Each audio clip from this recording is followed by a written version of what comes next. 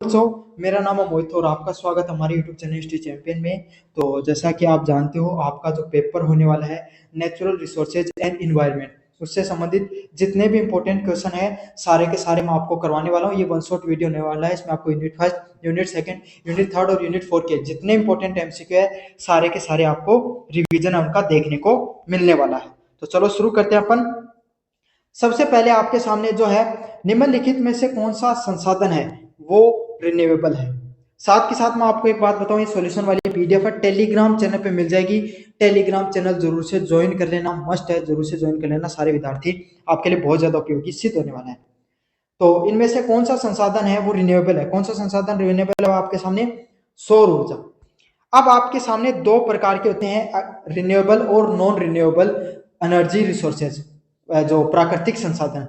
अक्षय प्राकृतिक संसाधन क्या होते हैं? वो प्राकृतिक संसाधन होते हैं जिनको हम क्या कर सकते हैं, जिनकी आप फिर से ऊर्जा का निर्माण कर सकते हो। जैसे सौर ऊर्जा है, वो असीमित काल तक रहने वाली ऊर्जा है जो जल्दी से खत्म नहीं होगी।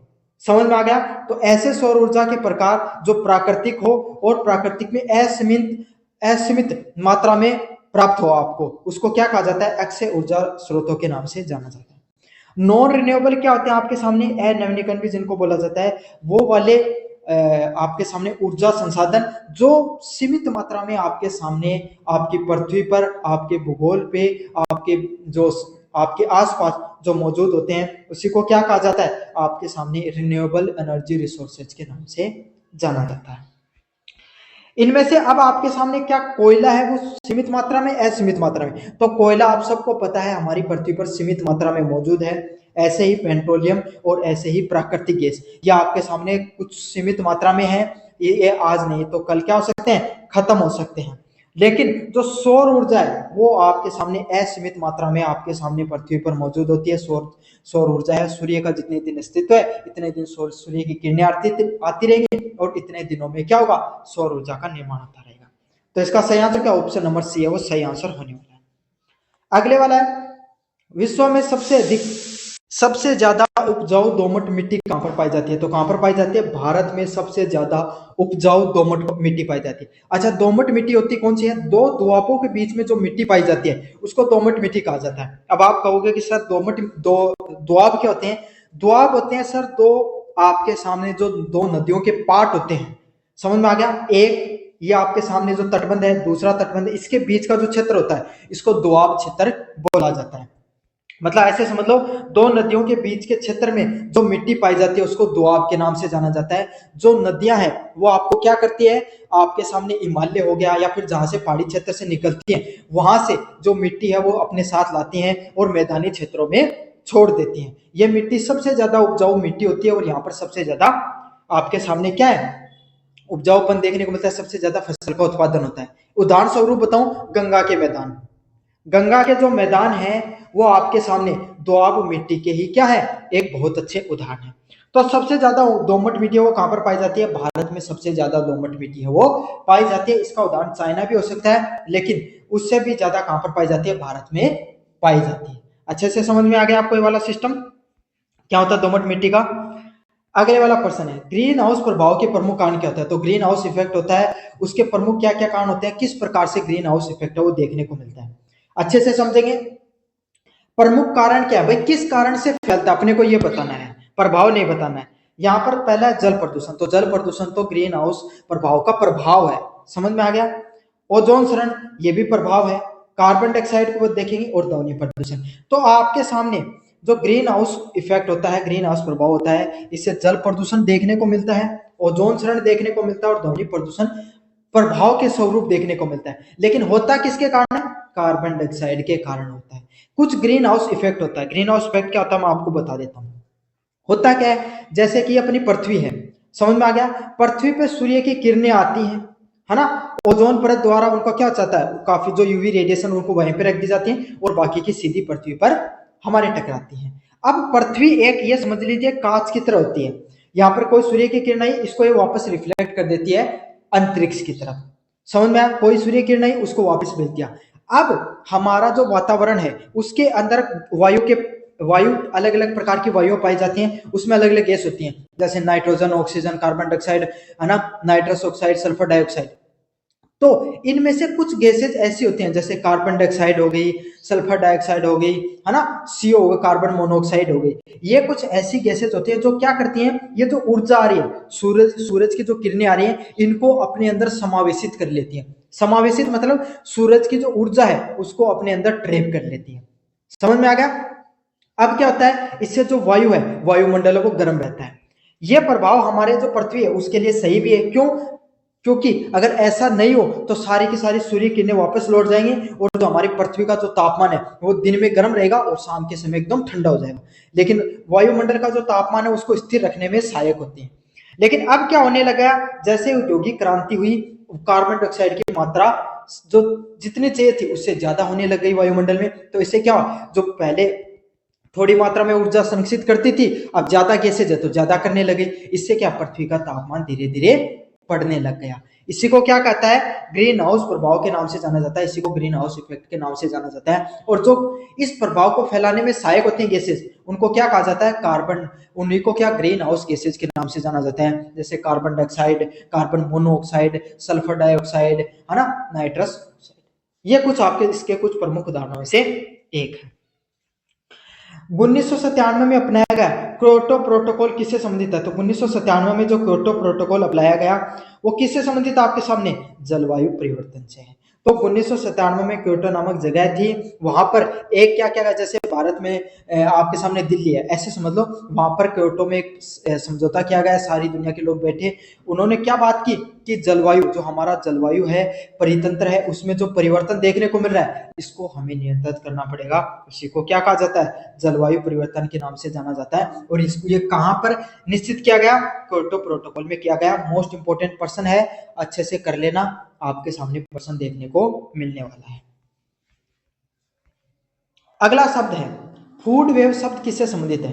तो एक अगला क्या है, फूड वेव शब्द किससे संबंधित है? अपन समझेंगे फूड वेव है। अब फूड वेव क्या होता है, परितंत्र से संबंधित है। समझेंगे अपन फूड वेव होता क्या है। जैसे कि आप एक छोटी सी चीज देखो, आपने क्या किया, आपने आपने क्या किया, आपका कोई एक जंगल वाली जगह थी, आपका खेत था, वहां पर आपने वहां पे फसल बोई। समझ में आया? तो किसकी फसल बो दी, मान लो किसी की बो दी हो आपने, कोई भी एक फसल, मान लो बाजरे की, गन्ने की फसल, किसी की मान लो, तो वहां पर आपने गन्ने की फसल या कोई भी घास फूस उगा दिया, उग गया। अब उस घास फूस को चरने के लिए क्या, एक हिरन वहां पर उसको चरने के लिए आया। अब हिरन ने क्या कर लिया, उस घास को चर लिया। समझ में आया? घास ने चल लिया। अब हिरन क्या जा रहा था, बाहर की तरफ विचरण करने जा रहा था, घूमने की तरफ जा रहा था। तो शेर ने उसको देखा और शेर ने उसको क्या कर लिया, हिरन का उसका शिकार कर लिया। समझ में आ गया? हिरन का शिकार किसने कर लिया, शेर ने कर लिया। अब क्या हुआ, शेर ने उसका शिकार किया, ऐसे शेर का जीवन काल है भाई, वो पूरा हो गया, बूढ़ा शेर था, थोड़े दिन में, साल दो साल में उसकी क्या हो गई, मृत्यु हो गई। तो जैसे उसकी मृत्यु हुई तो चील और गिरदों ने उसको क्या कर लिया, खा लिया। अब क्या हुआ, चील और गिद्ध है भाई, उसकी भी उम्र होती है, वो भी मृत्यु को प्राप्त हो गए। तो उसको किसने खाया, जो आपके सामने जो छोटे छोटे कीड़े होते हैं ना, जो मतलब किसी भी अपशिष्टों को खत्म करने के लिए कार्य करते हैं, उनको खा लिया। तो ये एक पूरी की पूरी क्या होती है, फूड वेव होती है, जिसमें सबसे नीचे आपके सामने आते हैं जो घास हो गई, फूस हो गई, ये पेड़ पौधे आते हैं। फिर आपके सामने इनको खाने वाले चीजें होंगी, जैसे इंसान हो गए, भेड़ बकरियां, ये हो गई, शाकाहारी आ गई। फिर क्या आते हैं, मांसाहारी आते हैं। फिर इससे ऊपर कौन से आते हैं, इनको खाने उभयचर, जो आपके सामने ये आता है। इसको पूरे का पूरे तंत्र होता है, इसको फूड वेव के नाम से जाना जाता है। और ये पूरा का पूरा तंत्र है वो इसी प्रकार से चलता रहता है, पूरी की पूरी साइकिल में चलता रहता है। और ये हमारे पूरे परितंत्र को चलाने के लिए बहुत ज्यादा जरूरी है। जैसे अब एक बात सोचो, आपके घर में क्या है, एक बिल्ली है।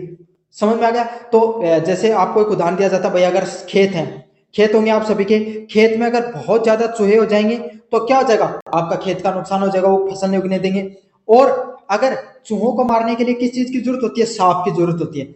सांप अगर होगा तो इससे आपके चूहे भी नियंत्रित रहेंगे और आपके सामने क्या है, परितंत्र चलता रहेगा। तो ये कुछ उदाहरण होते हैं परितंत्र के, जिससे पूरे की पूरी जो अपना पृथ्वी है उस पर सारी सारी साइकिल चलती है। उसी को किस नाम से जाना जाता है, फूड वेव के नाम से जाना जाता है। चलो, सारे आपके 5 एमसीक्यू से मैंने बहुत डिटेल में समझाया है। अगला है संसाधनों को कौन से होते हैं। संसाधन है दो प्रकार के होते हैं आपके सामने, कौन से होते हैं, नवनीकरण और गैर नवनीकरण। समझ में आ गया आपके सामने, गैर नवनीकरण आपके दो प्रकार के संसाधनों में वर्गीकरण किया जाता है, वही रिन्यूएबल और नॉन रिन्यूएबल। तो वर्गीकरण जो नवनीकरण वाले कौन से उदाहरण जो आपके सामने संसाधन होते हैं, वे संसाधन होते हैं जिनका उपयोग, कौन से दो उदाहरण हैं, नवनीकरण और गैर नवनीकरण। नवनीकरण में कौन से होंगे, वही आपको जो उदाहरण बताया था, जो ऊर्जा के जो संसाधन है सीमित मात्रा में मौजूद होते हैं उसको नवनीकरण ऊर्जा संसाधनों के नाम से जाना जाता है। जैसे कोयला हो गया, पेट्रोलियम हो गया, प्राकृतिक गैस हो गई, ये सब हमारी पृथ्वी पर कितनी मात्रा में पाए जाते हैं, सीमित मात्रा में पाए जाते हैं। इनको नवनीकरण ऊर्जा संसाधनों के नाम से जाना जाता है। अगला है मृदा अपरदन को रोकने की एक प्रमुख विधि क्या होती है। तो मृदा है आपके सामने, मिट्टी है, उसका अपरदन, वो उसका कटाव हो रहा है, उसको अपन किस प्रकार से रोक सकते हैं। तो कौन सी विधि होती है, सबसे पहले आप क्या कर सकते हो, आप अपने है यहाँ पर किसका निर्माण कर सकते हो, आप वृक्षारोपण कर सकते हो। समझ में आ गया, वृक्षारोपण क्या होता है, वृक्षारोपण क्या होता है, आप बहुत सारे पेड़ों को लगा सकते हो। अब एक छोटा सा उदाहरण बताऊंगा आपको, बारिश का मौसम है, आपको क्या है, कहीं से आपके घर का पास का पानी निकलता है, वहां पर मिट्टी होनी चाहिए, वहां पर देखना एक घास, थोड़ा सा घास उगा होगा, तो जैसे मिट्टी की पानी उसके पास से गुजरेगा तो घास के पास से तो खड्डा हो जाएगा, और जहां पर घास था वहां पर वो जमीन ऐसी की ऐसी बची रह जाएगी। देखना आप अपने आसपास इस चीज को, उदाहरण को देखना, आपको पता चल जाएगा। तो ये किसका उदाहरण है, इससे क्या हुआ, जो मिट्टी है उसके कटाव से बचता है अगर वृक्ष लगे होते हैं वहां पर। तो वृक्षारोपण से आप क्या कर सकते हो, मृदा अपरदन को रोक सकते हो। अच्छा, दूसरा क्या कर सकते हो, सीढ़ी नुमा खेत। सीढ़ी नुमा खेत कौन से होते हैं भाई, पहाड़ी क्षेत्र हो गया या फिर ऐसा क्षेत्र हो गया जहां पर जमीन ढलान की तरफ है, तो वहां पर आप क्या सीढ़ी नुमा खेत बना सकते हो इस प्रकार से। तो यहाँ पर क्या हो, पानी यहाँ पर रुक जाएगा, फिर वो उससे अगले वाले खेत में चल जाएगा, उससे वाले खेत में। इससे क्या है, आपके सामने जो एक साथ पानी जो नीचे की तरफ जाता था वो रुक रुक कर आएगा, तो पूरी स्पीड से नहीं आएगा, और खेतों को जो भूमि है उसका कटाव भी नहीं होगा। समझ में आ गया आपके सामने। और आप क्या कर सकते हो, जो जुताई है उसको इतने व्यवस्थित तरीके से कर सकते हो ताकि जो वर्षा, जो आपके सामने मृदा अपरदन है, मिट्टी का कटाव है, वो कम से कम देखने को मिले। समझ में आ गया। अगले वाला उदाहरण, अगले वाले प्रश्न की तरफ बढ़े। विश्व में सर्वाधिक लो अयस्क आयरन ओर का उत्पादन कौन सा देश करता है। तो पूरी दुनिया में बात करें तो सबसे ज्यादा जो लोह के अयस्क निकलते हैं, आयरन के ओर निकलते हैं, वो कहां पर निकलते हैं, कौन से देश में निकलते हैं, ऑस्ट्रेलिया देश में निकलते हैं। कौन से देश में निकलते हैं, ऑस्ट्रेलिया जो देश है, ऑस्ट्रेलिया महाद्वीप है, उसके अंदर सबसे ज्यादा लोहे का उत्पादन है वो देखने को मिलता है। समझ में आ गया आपके सामने। और भारत में लोहे का उत्पादन कहां पर निकलता है, कौन सी पट्टी के अंदर निकलता है, कौन से पठार में निकलता है, आप मुझको इस चीज के बारे में जरूर से बताना। अगले वाला प्रश्न है, ओजोन परत का क्षय कौन सी गैस के कारण होता है। तो ओजोन परत है, पहली बात तो ओजोन परत क्या कार्य करती है, ओजोन परत एक छतरी की तरह कार्य करती है हमारी पृथ्वी पर। कैसे, जैसे छतरी होती है एक, ये जैसे छतरी मान लो, अब छतरी का क्या कार्य है कि बारिश आती है तो उससे क्या करती है, वो बारिश आती है तो उससे हमें बचाव करती है। उसी तरीके से ओजोन परत है, उसका क्या कार्य है, जो अपने सूर्य की किरणें होती है उसमें यूवी रेडिएशन होती है, पैरा बैंगनी किरणें होती हैं। पैरा बैंगनी किरणें क्या होती हैं, ये हमारे शरीर के लिए सहायक भी होती हैं, लेकिन कुछ खतरनाक पैरा बैंगनी किरणें होती हैं, अगर वो सीधे हमारे त्वचा पे लगे या सीधे अगर हम उनके संपर्क में आ जाएं तो हमें कैंसर हो गया, आंखों से मोतियाबिंद जैसी समस्याओं का सामना करना पड़ सकता है, मतलब वो खतरनाक होती हैं। तो इनको रोकने के लिए पृथ्वी पर हर चीज की प्राकृतिक रूप से बनाई गई है, तो वो क्या है, ओजोन परत। ओजोन परत, ओजोन परत का क्या कार्य है, ओजोन परत क्या कार्य करती है, वो जो पैरा बैंगनी किरणें होती हैं जो खतरनाक, उनको अपने पास रख लेती है, और जो सही सही होती हैं, मतलब जिनकी फ्रीक्वेंसी कम होती है, उनको पृथ्वी पर भेज देती है, वो हमारे लिए नुकसान नहीं, दायक नहीं, फायदेमंद होती है। ये तो होती है ओजोन परत। समझ में आ गया। अब कौन सी गैस से उसको क्या होता है, नुकसान हो जाता है, उसमें छेद है वो होने लग गया है, तो कौन सी गैस से, सीएफसी से, क्लोरोफ्लोरोकार्बन है। मतलब जो आपके इसका क्लोरोफ्लोरोकार्बन फुल फॉर्म होती है, जो आपके सामने रेफ्रिजरेटर हो गया, एसी हो गई, इसके अंदर इसको ठंडा करने के लिए आपको जिस गैस का उपयोग किया जाता है उसको सीएफसी क्लोरोफ्लोरोकार्बन के नाम से जाना जाता है। और ये गैस है हमारे लिए बहुत ज्यादा खतरनाक होती है, ओजोन परत को काटने का काम किया है। जो अंटार्कटिक महाद्वीप है उस पर सबसे पहले ओजोन परत है, उसका जो छिद्र है वो देखने को मिला था। अगले वाला प्रश्न है, पेरिस समझौता आपके सामने किससे संबंधित है? जलवायु समझौते से संबंधित है। किस से संबंधित है? जलवायु समझौते से संबंधित आपका पेरिस समझौता। तो ये आपके सामने कुल जितने भी एमसीक्यू टाइप क्वेश्चन थे, छोटे वाले प्रश्न, सारे के सारे मैंने करवा दिए हैं। अच्छे से इन प्रश्नों का रिवीजन कर लेना। आगे unit first, second, third, fourth ये भी मैं आपको करवाने वाला हूँ। धन्यवाद। मेरा नाम है मोहित और आपका स्वागत है हमारे यूट्यूब चैनल हिस्ट्री चैंपियन में। जैसा कि आप जानते हो, आपका भूगोल का पेपर होता है संसाधन एवं पर्यावरण, तो उससे संबंधित जितने भी महत्वपूर्ण प्रश्न है सारे के सारे मैं करवाने वाला हूँ। उसका जो अगला प्रश्न है, संसाधनों के वर्गीकरण की व्याख्या कीजिए। तो संसाधन के जो वर्गीकरण होते हैं उसकी अपन व्याख्या देखेंगे। काफी ज्यादा महत्वपूर्ण प्रश्न है, अच्छे से आपको इस प्रश्न को कर लेना है। चैनल को सब्सक्राइब कर देना, अपने दोस्तों को जरूर से शेयर कर देना है। साथ के साथ यहाँ जो शॉप वाला ऑप्शन दिखाई दे रहा है, यहाँ पर क्लिक करके अगर आप कोई भी प्रोडक्ट खरीदोगे फ्लिपकार्ट और मंत्रा से, तो आपको सबसे ज्यादा डिस्काउंट देखने को मिलेगा। अभी जाओ कोई चीज खरीदनी, अभी जाकर खरीद लो। और इन सब प्रश्नों की सॉल्यूशन टेलीग्राम चैनल पे मिलेगी। टेलीग्राम चैनल का लिंक वो डिस्क्रिप्शन में मिल जाएगा। वहां पर आपको प्लेलिस्ट का लिंक भी मिलेगा, क्लिक करके आप अन्य वीडियो भी देख सकते हो। चलो शुरू करते हैं। संसाधनों के वर्गीकरण की व्याख्या कीजिए। तो संसाधन क्या होते हैं, उनको किस प्रकार से वर्गीकृत किया जाता है, उसके बारे में आपको समझेंगे कि संसाधनों का वर्गीकरण कितने भागों में किया गया है। संसाधनों का वर्गीकरण आधारों पर वर्गीकृत किया जा सकता है। मतलब अगर अपन संसाधन देखें, जो हमारे प्राकृतिक रूप से जो वस्तुएं हैं, जो आम मनुष्य के या जो जीवमंडल का हिस्सा होती है, उसी को संसाधन कहते हैं।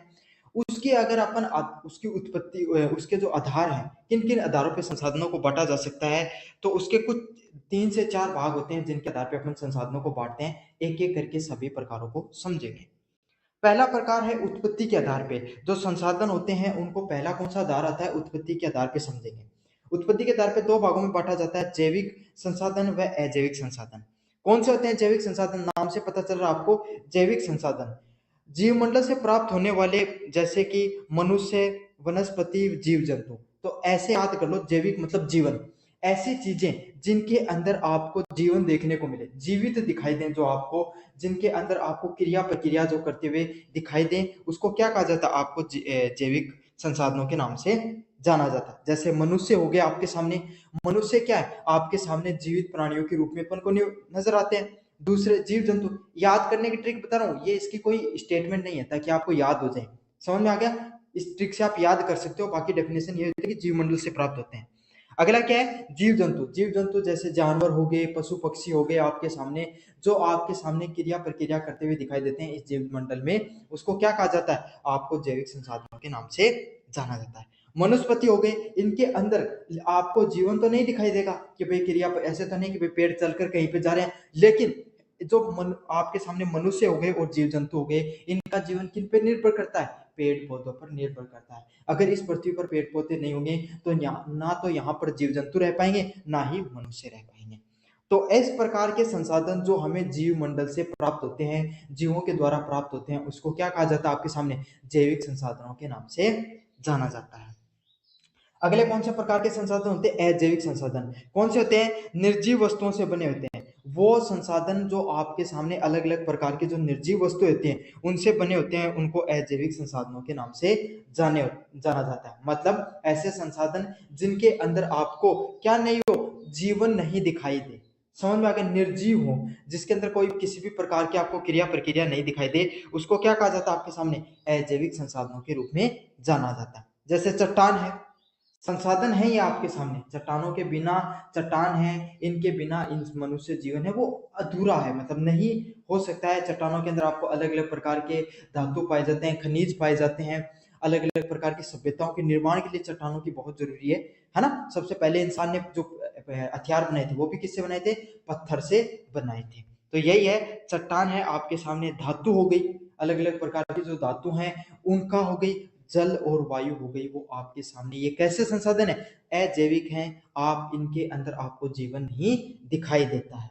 समझ में आ गया? तो 2 प्रकार के होते हैं आपकी उत्पत्ति के आधार पे, पहले जैविक संसाधन, दूसरे अजैविक संसाधन है, वो आपके इसके उदाहरण होते हैं।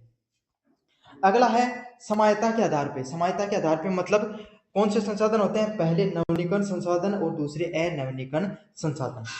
जैसे कि वे संसाधन जिन्हें भौतिक, रासायनिक या आंतरिक प्रक्रियाओं द्वारा नवीनीकृत किया जाता है। समझो, समायता मतलब क्या होता है, जो चीजें समाप्त होने के आधार पर, अगर समझे कि कोई चीज कितनी जल्दी समाप्त हो सकती है, उसके आधार पर दो भागों में बांटा जाता है। पहला है नवीनीकरण और दूसरा अनवीनीकरण संसाधन। नाम से समझना, नवीनीकरण, नवीनीकरण मतलब कोई भी चीज को आप पुनः प्राप्त कर सकते हो। नवीनीकरण क्या भाई, आपने कहा कि मैंने तो इस गाड़ी का नवीनीकरण करवा दिया, मतलब इसको नया करवा दिया, डेंटिंग पेंटिंग करवा दी उसकी आपने, तो नई नई सी दिखने लगी। तो ऐसे ही कोई भी चीज को आप पुनः प्राप्त कर सकते हो, उसको नवीनीकरण संसाधन के रूप में जाना जाता है। जैसे कि भौतिक, रासायनिक व यांत्रिक प्रक्रियाओं द्वारा जिन संसाधनों को अपन पुनः प्राप्त कर सकते हैं, जैसे कोई फिजिकल एक्टिविटी के द्वारा आपने, कोई रासायनिक प्रक्रिया के द्वारा, और कोई यांत्रिक मैकेनिकल प्रोसेस के द्वारा आप क्या कर सकते हो, कोई भी संसाधन है उसको फिर से प्राप्त किया जा सकता है। समझाऊंगा। जैसे सौर ऊर्जा आपके सामने, सौर ऊर्जा है, सूर्य की जो ऊर्जा है वो आपको पता है एक पूरी की पूरी भौतिक व रासायनिक प्रक्रिया की देन है। सूरज है, उसके अंदर जो आपके सामने जो दो हाइड्रोजन के मॉलिक्यूल वो आपसे आपस में कंबाइन होते हैं और क्या होते हैं, उससे ऊर्जा का निर्माण होता है। उसी को क्या कहा जाता है, सौर ऊर्जा है के नाम से जाना जाता है। और सौर ऊर्जा कैसी ऊर्जा है, जो नियंत्रित, जो लगातार चलती रहती है। समझ में आ गया। सूरज से जो किरणें आती हैं, अपन उसको क्या कर सकते हैं, अपन उसको फोटो प्लेट के माध्यम से स्टोर कर सकते हैं। अगली कौन सी है, पवन ऊर्जा। जो हवा है उससे जो ऊर्जा प्राप्त होती है, जैसे आपने टरबाइन लगा दी, बड़े बड़े पवन चक्कियां लगा दी जाती है ना, भौतिक प्रक्रियाओं के द्वारा अपन क्या करते हैं, ऊर्जा का निर्माण कर रहे हैं। तो इस प्रकार की ऊर्जा को क्या कहा जाता है, पवन ऊर्जा। और पवन कभी रुकने वाली नहीं है, जैसे घूर्णन प्रक्रिया चलती रहेगी, आपके अलग अलग प्रकार की जो आपके सामने भौगोलिक प्रक्रिया चलती रहेगी, और पवन ऊर्जा है वो उसका निर्माण होता रहेगा। अगला है जल और वन।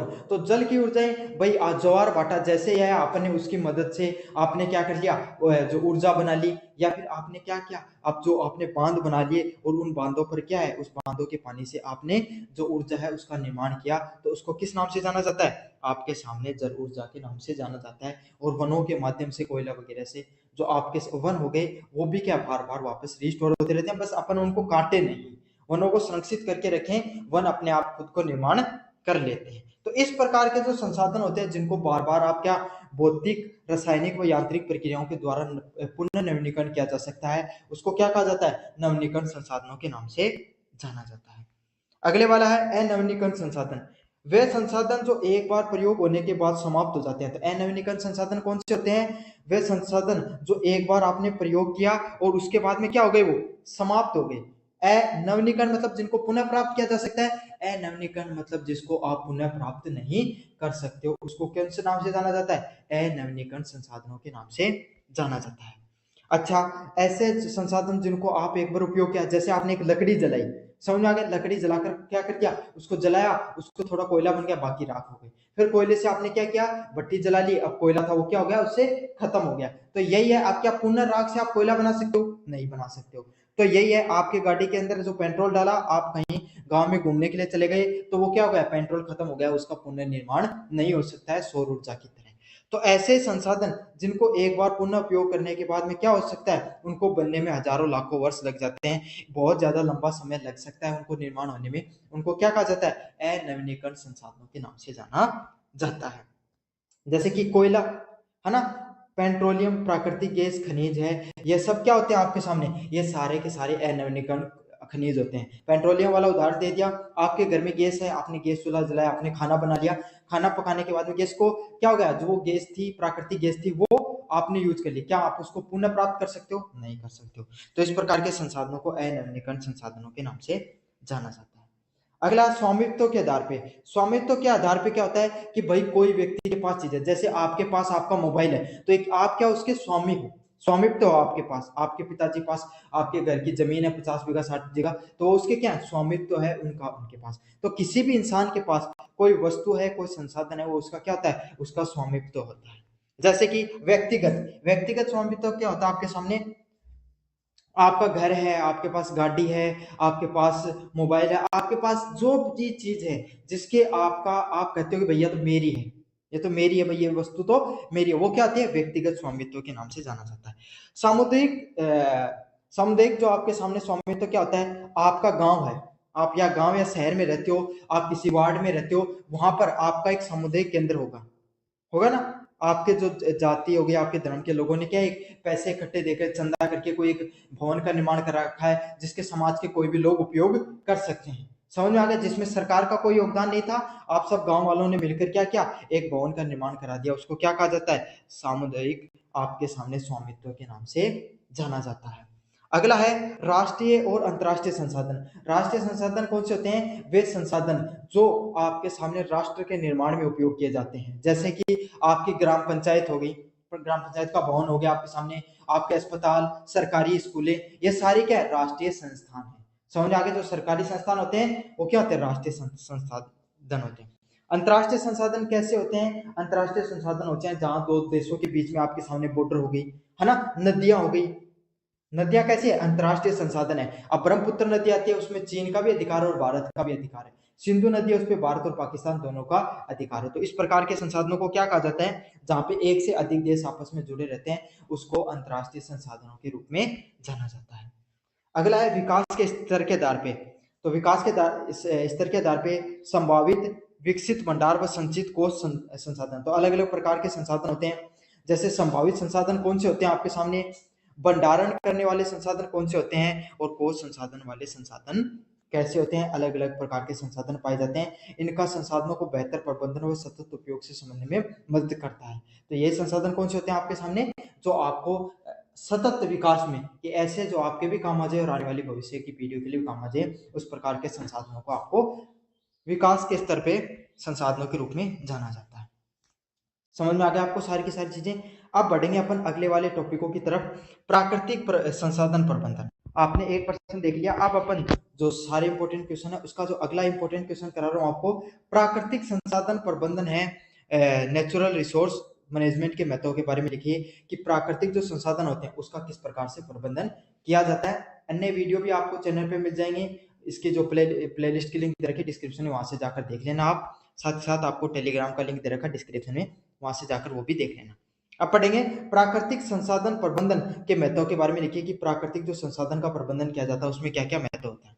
पहला है प्राकृतिक संसाधन प्रबंधन का अर्थ है भूमि, जल, मिट्टी, वनस्पति, जीव जंतु और खनिज जैसे संसाधनों का संरक्षण करना। तो आपके प्राकृतिक प्रबंधन क्या होता है? भाई कोई भी चीज आपके घर में आप क्या कर रहे हो, कोई प्रबंधन करते हो, तो आप में हर चीज का देख रेख करते हो। भाई घर में कितना पैसा आ रहा है, उसको कहाँ कहाँ पर लगाना है, भविष्य के लिए कितना बचा कर रखना है, जो खर्चे में कितना यूज करना है, घर खर्चे में कितना यूज करना है, पढ़ाई में कितना खर्च करना है, कोई बीमारी है तो दवा पर कितना खर्च करना है, भविष्य के लिए कितना बचा के रखना है। तो इसको क्या कहते हैं अपन? पारिवारिक प्रबंधन के नाम से जानते हैं। उसी तरीके से प्राकृतिक प्रबंधन क्या होता है? प्राकृतिक प्रबंधन में आपका संसाधनों का, जो आपके पास वस्तुएं हैं उनका प्रबंधन करते हो। जैसे कि भूमि का प्रबंधन करना, समझ में आ गया कि भूमि का शरण नहीं हो, अपवर्दन नहीं हो, भूमि को बचा कर रखना। जल, जो आपके सामने जो जल है, पानी है, वो प्रदूषित नहीं हो, भूजल है वो लगातार गिर रहा है, उसको शोधन से बचाया जाए। अगला है मिट्टी, जो आपके सामने जो आपकी मिट्टी है, मिट्टी को संरक्षित करना भी जरूरी है। क्यों? अब उर्वरक खाते हैं, आपको पता है आपके जो खेत है उसमें आपके पिताजी को पूछना, जब यूरिया नहीं देते थे तो उस समय जितना उत्पादन होता था, क्या आज हो रहा उतना उत्पादन? नहीं होता है ना?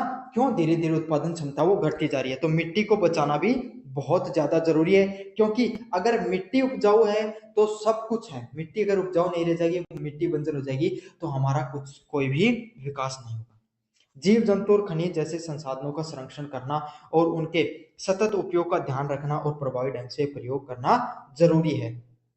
तो जो आपके सामने जो वनस्पति हो गई, जीव जंतु हो गए, जैसे संसाधन है, उनको क्या है? उनको संरक्षण करना जरूरी है, और उनके जो सतत विकास है उनका ध्यान में रखना भी जरूरी है, ताकि उनको अपन प्रभावी ढंग से क्या कर सके, आने वाली पीढ़ियां भी उपयोग कर सकें। अगर आपको पता भाई, अब आपके गांव में घर में कुआं है, अगर आपके पिताजी खेती में उपयोग लेते हैं उस पानी को, अगर उसको आपने सही से उपयोग नहीं किया, भूजल स्तर गिर गया, तो क्या आने वाली पीढ़ियां उसको उपयोग में ले पाएंगी? नहीं ले पाएंगे। और अच्छे से संरक्षित करके रख लिया तो आप भी उपयोग कर सकते हो, और आपकी आने वाली पीढ़ियां भी उसको उपयोग में ले सकते हैं। तो कोई भी संसाधन हो गए, भूमि, जल, मिट्टी, वनस्पति, जीव जंतु हो गए, उनको आने वाली पीढ़ियों को बचा कर रखने को क्या कहा जाता है? प्राकृतिक संसाधन प्रबंधन के नाम से जाना जाता है। क्यों जरूरी है? पहला है सतत विकास के लिए। यह वर्तमान पीढ़ियों को जरूरत को पूरा करने के लिए भविष्य की पीढ़ियों के लिए संसाधन की उपलब्धता सुनिश्चित कराता है। तो ये क्या करता है आपके सामने, सतत विकास के लिए जरूरी होता है। सतत विकास क्या होता है? सतत विकास वो विकास होता है जो जिसमें आपका खुद का भी विकास हो और आने वाली पीढ़ियों का भी विकास हो। जैसे मैंने आपको आपके घर के कुएं खेत के कुएं का उदाहरण दिया, इसमें आपके पिताजी अगर संरक्षित रखते हैं तो आपके भी काम आएगा और आपके आने वाली पीढ़ियों को भी काम में आएगा। तो इस प्रकार से संसाधनों का उपयोग करना कि हम भी इस चीज को अच्छे से उपयोग कर लें और हमारी आने वाली पीढ़ियां भी अच्छे से उपयोग कर लें, उसको सतत विकास के नाम से जानते हैं। अगला है प्राकृतिक संतुलन। प्राकृतिक संतुलन क्या होता है? ये पारिस्थितिक तंत्रों को स्वस्थ बनाए रखता है, जैव विविधता को संरक्षित करता है और पर्यावरण को स्थिर रखता है। तो प्राकृतिक संतुलन क्या होता है? प्राकृतिक जो तंत्र होते हैं इसको इकोसिस्टम को स्वस्थ रखने का कार्य करता है ना, और जैव विविधता को संरक्षित करता है। तो क्या होता है, जैसे आपके अलग अलग प्रकार के बायोस्फीयर रिजर्व बनाए जाते हैं, आपके सामने जो रिजर्व क्षेत्र बनाए जाते हैं, समझ में आ गया? जैसे आपके जो अरावली पहाड़ी है उसको संरक्षित क्षेत्र बनाए जाते हैं वनों को बचाने के लिए। तो क्यों बनाए जाते हैं भाई ये क्षेत्र? जहां पर अगर आप कोई भी वन, अगर कोई पेड़ काट लेते हो, किसी जानवर का शिकार कर लेते हो तो आप पे कानूनी कार्रवाई होती है। क्यों? ताकि वहां की जो जैविक विविधता है, एक जंगल होता है, वहां पर कितने जीव जंतु रहते हैं, वहां पर कितने प्रकार के पेड़ पौधे देते हैं, वो क्या हमें ऑक्सीजन देने का कार्य करते हैं, हमें क्या करते हैं, हमें स्वस्थ बनाने का कार्य करते हैं। तो वहां की जो परिस्थिति है, जो संतुलन है, उसको बनाए रखना जरूरी है। अगला क्या? मानव कल्याण। स्वच्छ जल, वायु, भोजन और निवास स्थान उपलब्ध सुनिश्चित कराता है, जो मानव स्वास्थ्य को, जीवन की गुणवत्ता को सुधारता है। अब आप देखो, दिल्ली शहर है ना, दिल्ली शहर में आपको किसी भी प्रकार के संसाधनों की कमी है? नहीं है। कोई भी भौतिक वस्तु आप वहां पर जाओ, खरीद सकते हो, उपभोग कर सकते हो, कुछ भी कर सकते हो। लेकिन वहां पे किस चीज की कमी है? स्वच्छता की कमी है। एक स्वच्छ जो वातावरण है उसकी कमी है। किसकी कमी है? स्वच्छ वातावरण है उसकी बहुत ज्यादा कमी है, वो देखने को मिलती है। ना वहां पर आपको स्वच्छ हवा देखने को मिलती है, ना वहां पर स्वच्छ पर्यावरण देखने को मिलता है। तो यही है, अगर स्वच्छ वातावरण नहीं होगा, स्वच्छ पर्यावरण नहीं होगा, तो इंसान कितना भी पैसा कमा ले, इतना कितनी भी भौतिक वस्तुओं का निर्माण कर ले, उसके लिए कोई भी फायदेमंद नहीं होती है, वो उसके लिए नील बटा जीरो है। तो यही है, स्वच्छ आपको वातावरण मिले, स्वच्छ जल मिले, स्वच्छ वायु और स्वच्छ आपको निवास स्थान मिले, उसके लिए वही आपके मानव कल्याण के लिए जरूरी होता है। भाई अगर आप अपने गांव में हो, आपके लिए हो सकता है कि आप गाड़ी से नहीं जाते हो, आप अपने कोई सरकारी बस या बस के माध्यम से जाते हो, है ना।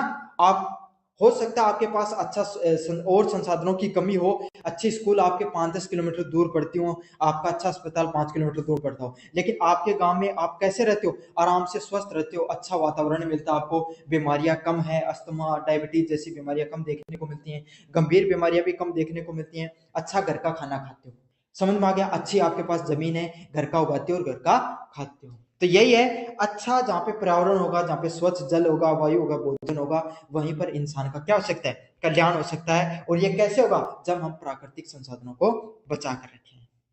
अगला क्या? आर्थिक स्थिरता। संसाधनों का कुशल उपयोग आर्थिक विकास को बनाए रखता है। अगर आप संसाधनों को अच्छे से उपभोग करते हो, वो आपको क्या करता है? आपका आर्थिक जो विकास होता है उसको, पैसे को बढ़ावा देने में भी कार्य करता है। समझाऊं? जैसे कि अब आपका जो खेत का जो कुआं है, उसी को उदाहरण लेंगे।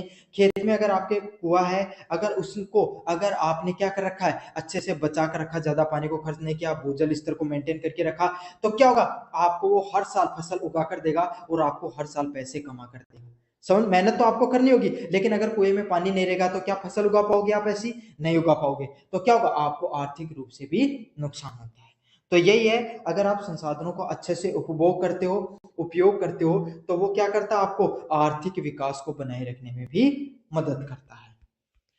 अगला है जलवायु परिवर्तन से निपटारा करना। वनों का संरक्षण और नवीनीकरण ऊर्जा का उपयोग जलवायु परिवर्तन के प्रभाव को कम करने में मदद करता है। तो आपके सामने जो वन है, वनों को जो संरक्षित किया जाता है और जो नवीनीकरण ऊर्जा का उपयोग किया जाता है, इससे जलवायु परिवर्तन को कम करने में मदद करती है। मतलब अगर आप वनों को संरक्षित करते हो, समझ में आ गया आपको? अगर आपने क्या किया? वनों को संरक्षित किया और नवीनीकरण ऊर्जा का उपयोग किया, है ना, और इससे क्या? जलवायु परिवर्तन को। अब क्या क्या, आप अगर आपके पास ज्यादा पेड़ लगे रहते हैं, तो छोटा सा उदाहरण ले लो, गर्मी कम होती है, साथ के साथ क्या? स्वच्छ हवा देखने को मिलती है, स्वच्छ पर्यावरण देखने को मिलता है, और अगर आपने नवीनीकरण ऊर्जा जैसे सौर ऊर्जा, पवन ऊर्जा और भूतापीय ऊर्जा का उपयोग किया तो इससे क्या कोयला हो गया, पेट्रोलियम हो गया, इन सब का उपयोग कम होगा। कार्बन डाइऑक्साइड CO2 है वो वातावरण में कम जाएगी, और वातावरण में कम जाएगी तो इससे क्या होगा, आपके सामने जो पर्यावरण प्रदूषण है वो कम देखने को मिलेगा। यह प्रबंधन पर्यावरण गिरावटों को रोकने और पृथ्वी में जीवन समर्थ प्रणालियों को बनाए रखने में अनिवार्य होता है। तो इस प्रकार का जो वातावरण होगा वो क्या करेगा आपके सामने, यह प्रबंधन पर्यावरणीय गिरावट को, मतलब आपके सामने जो पर्यावरण में जो लगातार ह्रास देखने को मिल रहा है, पर्यावरण को जो लगातार नुकसान पहुंच रहा है उसको कम करने में मदद करेगा, और जो जीवन है वो क्या है, बहुत ही सार्थक तरीके से आगे बढ़ता हुआ दिखाई देगा। समझ में आ गया आपके सामने? तो यही है प्राकृतिक जो संसाधन प्रबंधन है उसके महत्व के बारे में मैंने आपको अच्छे से बता दिया है। मुझे उम्मीद है कि आपको भी जो ये प्रश्न है उसको अच्छे से समझ में आया होगा। समझ में आ गया? छोटा प्रश्न है, काफी महत्वपूर्ण प्रश्न है, देखने को मिलेगा आपके सामने। जल संकट का अर्थ है पीने योग्य स्वच्छ जल की कमी और उसकी असमान उपलब्धता। जल संकट क्या होता है भाई, अगर आपके घर के पास में दो प्रकार से जल का संकट हो सकता है। गर्मियों का मौसम आपके सामने है ना, आपके गांव में क्या है, जो ट्यूबवेल था जिसके माध्यम से सारे गांव को पानी है वो पहुंचता था, सरकारी ट्यूबवेल था। अब क्या हो गया, उस ट्यूबवेल से पानी आना बंद हो गया। समझ में आ गया? अब आपके गांव में पानी की वैसे ही कमी थी, अब क्या हो गई, और भी कमी देखने को मिल गई। अब आपको क्या, काफी दिनों से आपके घरों में पानी नहीं आ रहा था, आपके घरों में जो पानी था जो स्टोर कर रखा था वो भी खत्म हो गया। अब आपको टैंकरों के माध्यम से पानी मंगा रहे हो। पहला तरीके का संकट है कि आपको क्या है, आपके पास जो पानी की उपलब्धता है उसका असमान उपलब्धता, मतलब आपके पास पानी की कमी है। दूसरा, आपका क्या हुआ, आपके जो ट्यूबवेल था उसमें कोई खराबी आ गई है ना, जो पाइपलाइन थी उसमें, और जो पीने का जो पानी आ रहा है वो कैसा रहा, गंदा पानी आ रहा है। समझ आ गया? तो आप क्या कर सकते हो, क्या उसको उपयोग कर सकते हो, पीने के लिए यूज कर सकते हो? नहीं कर सकते हो। धोने के लिए भी, मतलब कपड़े धोने के लिए यूज कर सकते हो, ज़्यादा ज़्यादा नहाने के लिए कर लोगे, लेकिन वो भी डिपेंड करता है कितना गंदा आ रहा है। लेकिन आप पीने के लिए और खाना बनाने के लिए उपयोग में नहीं ले सकते हो, तो वो भी जल आपका कोई काम का नहीं है। तो यही है, जल संकट वही होता है जो पानी है, जो जल है वो आपको स्वच्छ जल ना पीने के लिए हो और ना आपके सामने असमान उपलब्धता, मतलब आपको वो आपके पास उपलब्ध नहीं मिले, उसी को क्या कहा जाता है, जल संकट के नाम से जाना जाता है। कैसे उत्पन्न होता है जल संकट? जनसंख्या वृद्धि के कारण।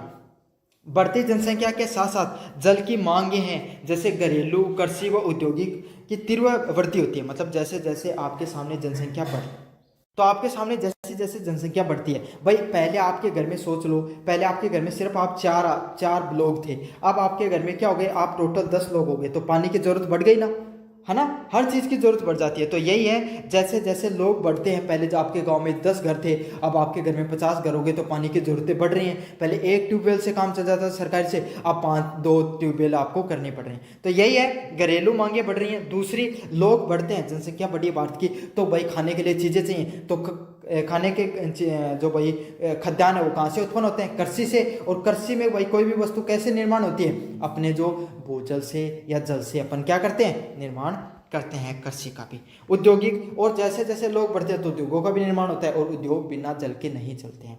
तो यही है, जब बढ़ती जनसंख्या एक प्रमुख जन कारण होती है जल संकट का। तो यही है, घरेलू हो गया, कृषि हो गया और औद्योगिक, जो आपके सामने जो मांगे हैं वो लगातार बढ़ रही हैं। इस कारण क्या है, जनसंख्या की जो के साथ साथ जल की मांग भी बढ़ रही है। अगला है जल का अत्यधिक दोहन। कृषि व उद्योगों के लिए भूजल है उसका अत्यधिक क्या किया जाता है, दोहन किया जाता है, जिससे भूजल स्तर गिर रहा है। भारत में अगर अपन बात करें कृषि की, अगर अपन उदाहरण दें, अमेरिका है, उसके पास भूमि है, वो चाहे तो क्या कर सकता है, चावल उगा सकता है। चावल एक ऐसी फसल है जिसमें सबसे ज़्यादा पानी की जरूरत पड़ती है, लेकिन अमेरिका कभी भी चावल नहीं उगाता है। वो क्या करता है, चीन और भारत से चावल खरीद लेगा लेकिन खुद नहीं उगाएगा। क्यों? वो अपने पानी को संरक्षित करके रखता है। हमारे लोगों के पास क्या है, हम लोग क्या करते हैं, अपने भूजल को अपने क्या कर लिया, लगातार गिरा दिया है। कैसे? अपने कृषि और उद्योगों में लगातार पानी है, भूजल है, उसको बहुत ज़्यादा उपयोग करते हैं। आपको पता है भाई, आप देख लेना अपने, आपके जो कृषि हो रही है आपके आसपास के गांव में, वो कैसे हो रही है, ट्यूबवेल के माध्यम से ही हो रही है, या कुआं होगा आपके पास, ट्यूबवेल होगी, उसके माध्यम से करते हैं। तो क्या होता है, जो आपके सामने जो जल है, कृषि का जल है, उसका अत्यधिक उपयोग के कारण भी क्या हो गया, भूजल गिरा है। अगला है जल प्रदूषण, औद्योगिक अपशिष्ट। जो आपके सामने क्या करते हैं, नदियाँ देखो आप, यमुना नदी है, आपको सबसे ज़्यादा प्रदूषण में यमुना नदी का नाम आता है। क्यों है? क्योंकि उसके किनारे बड़े बड़े शहर हैं और शहरों से जितना भी कचरा निकलता है, सीवेज हो गया, औद्योगिक कचरा हो गया, वो सीधा का सीधा क्या कर दिया जाता है, नदियों में डाल दिया जाता है।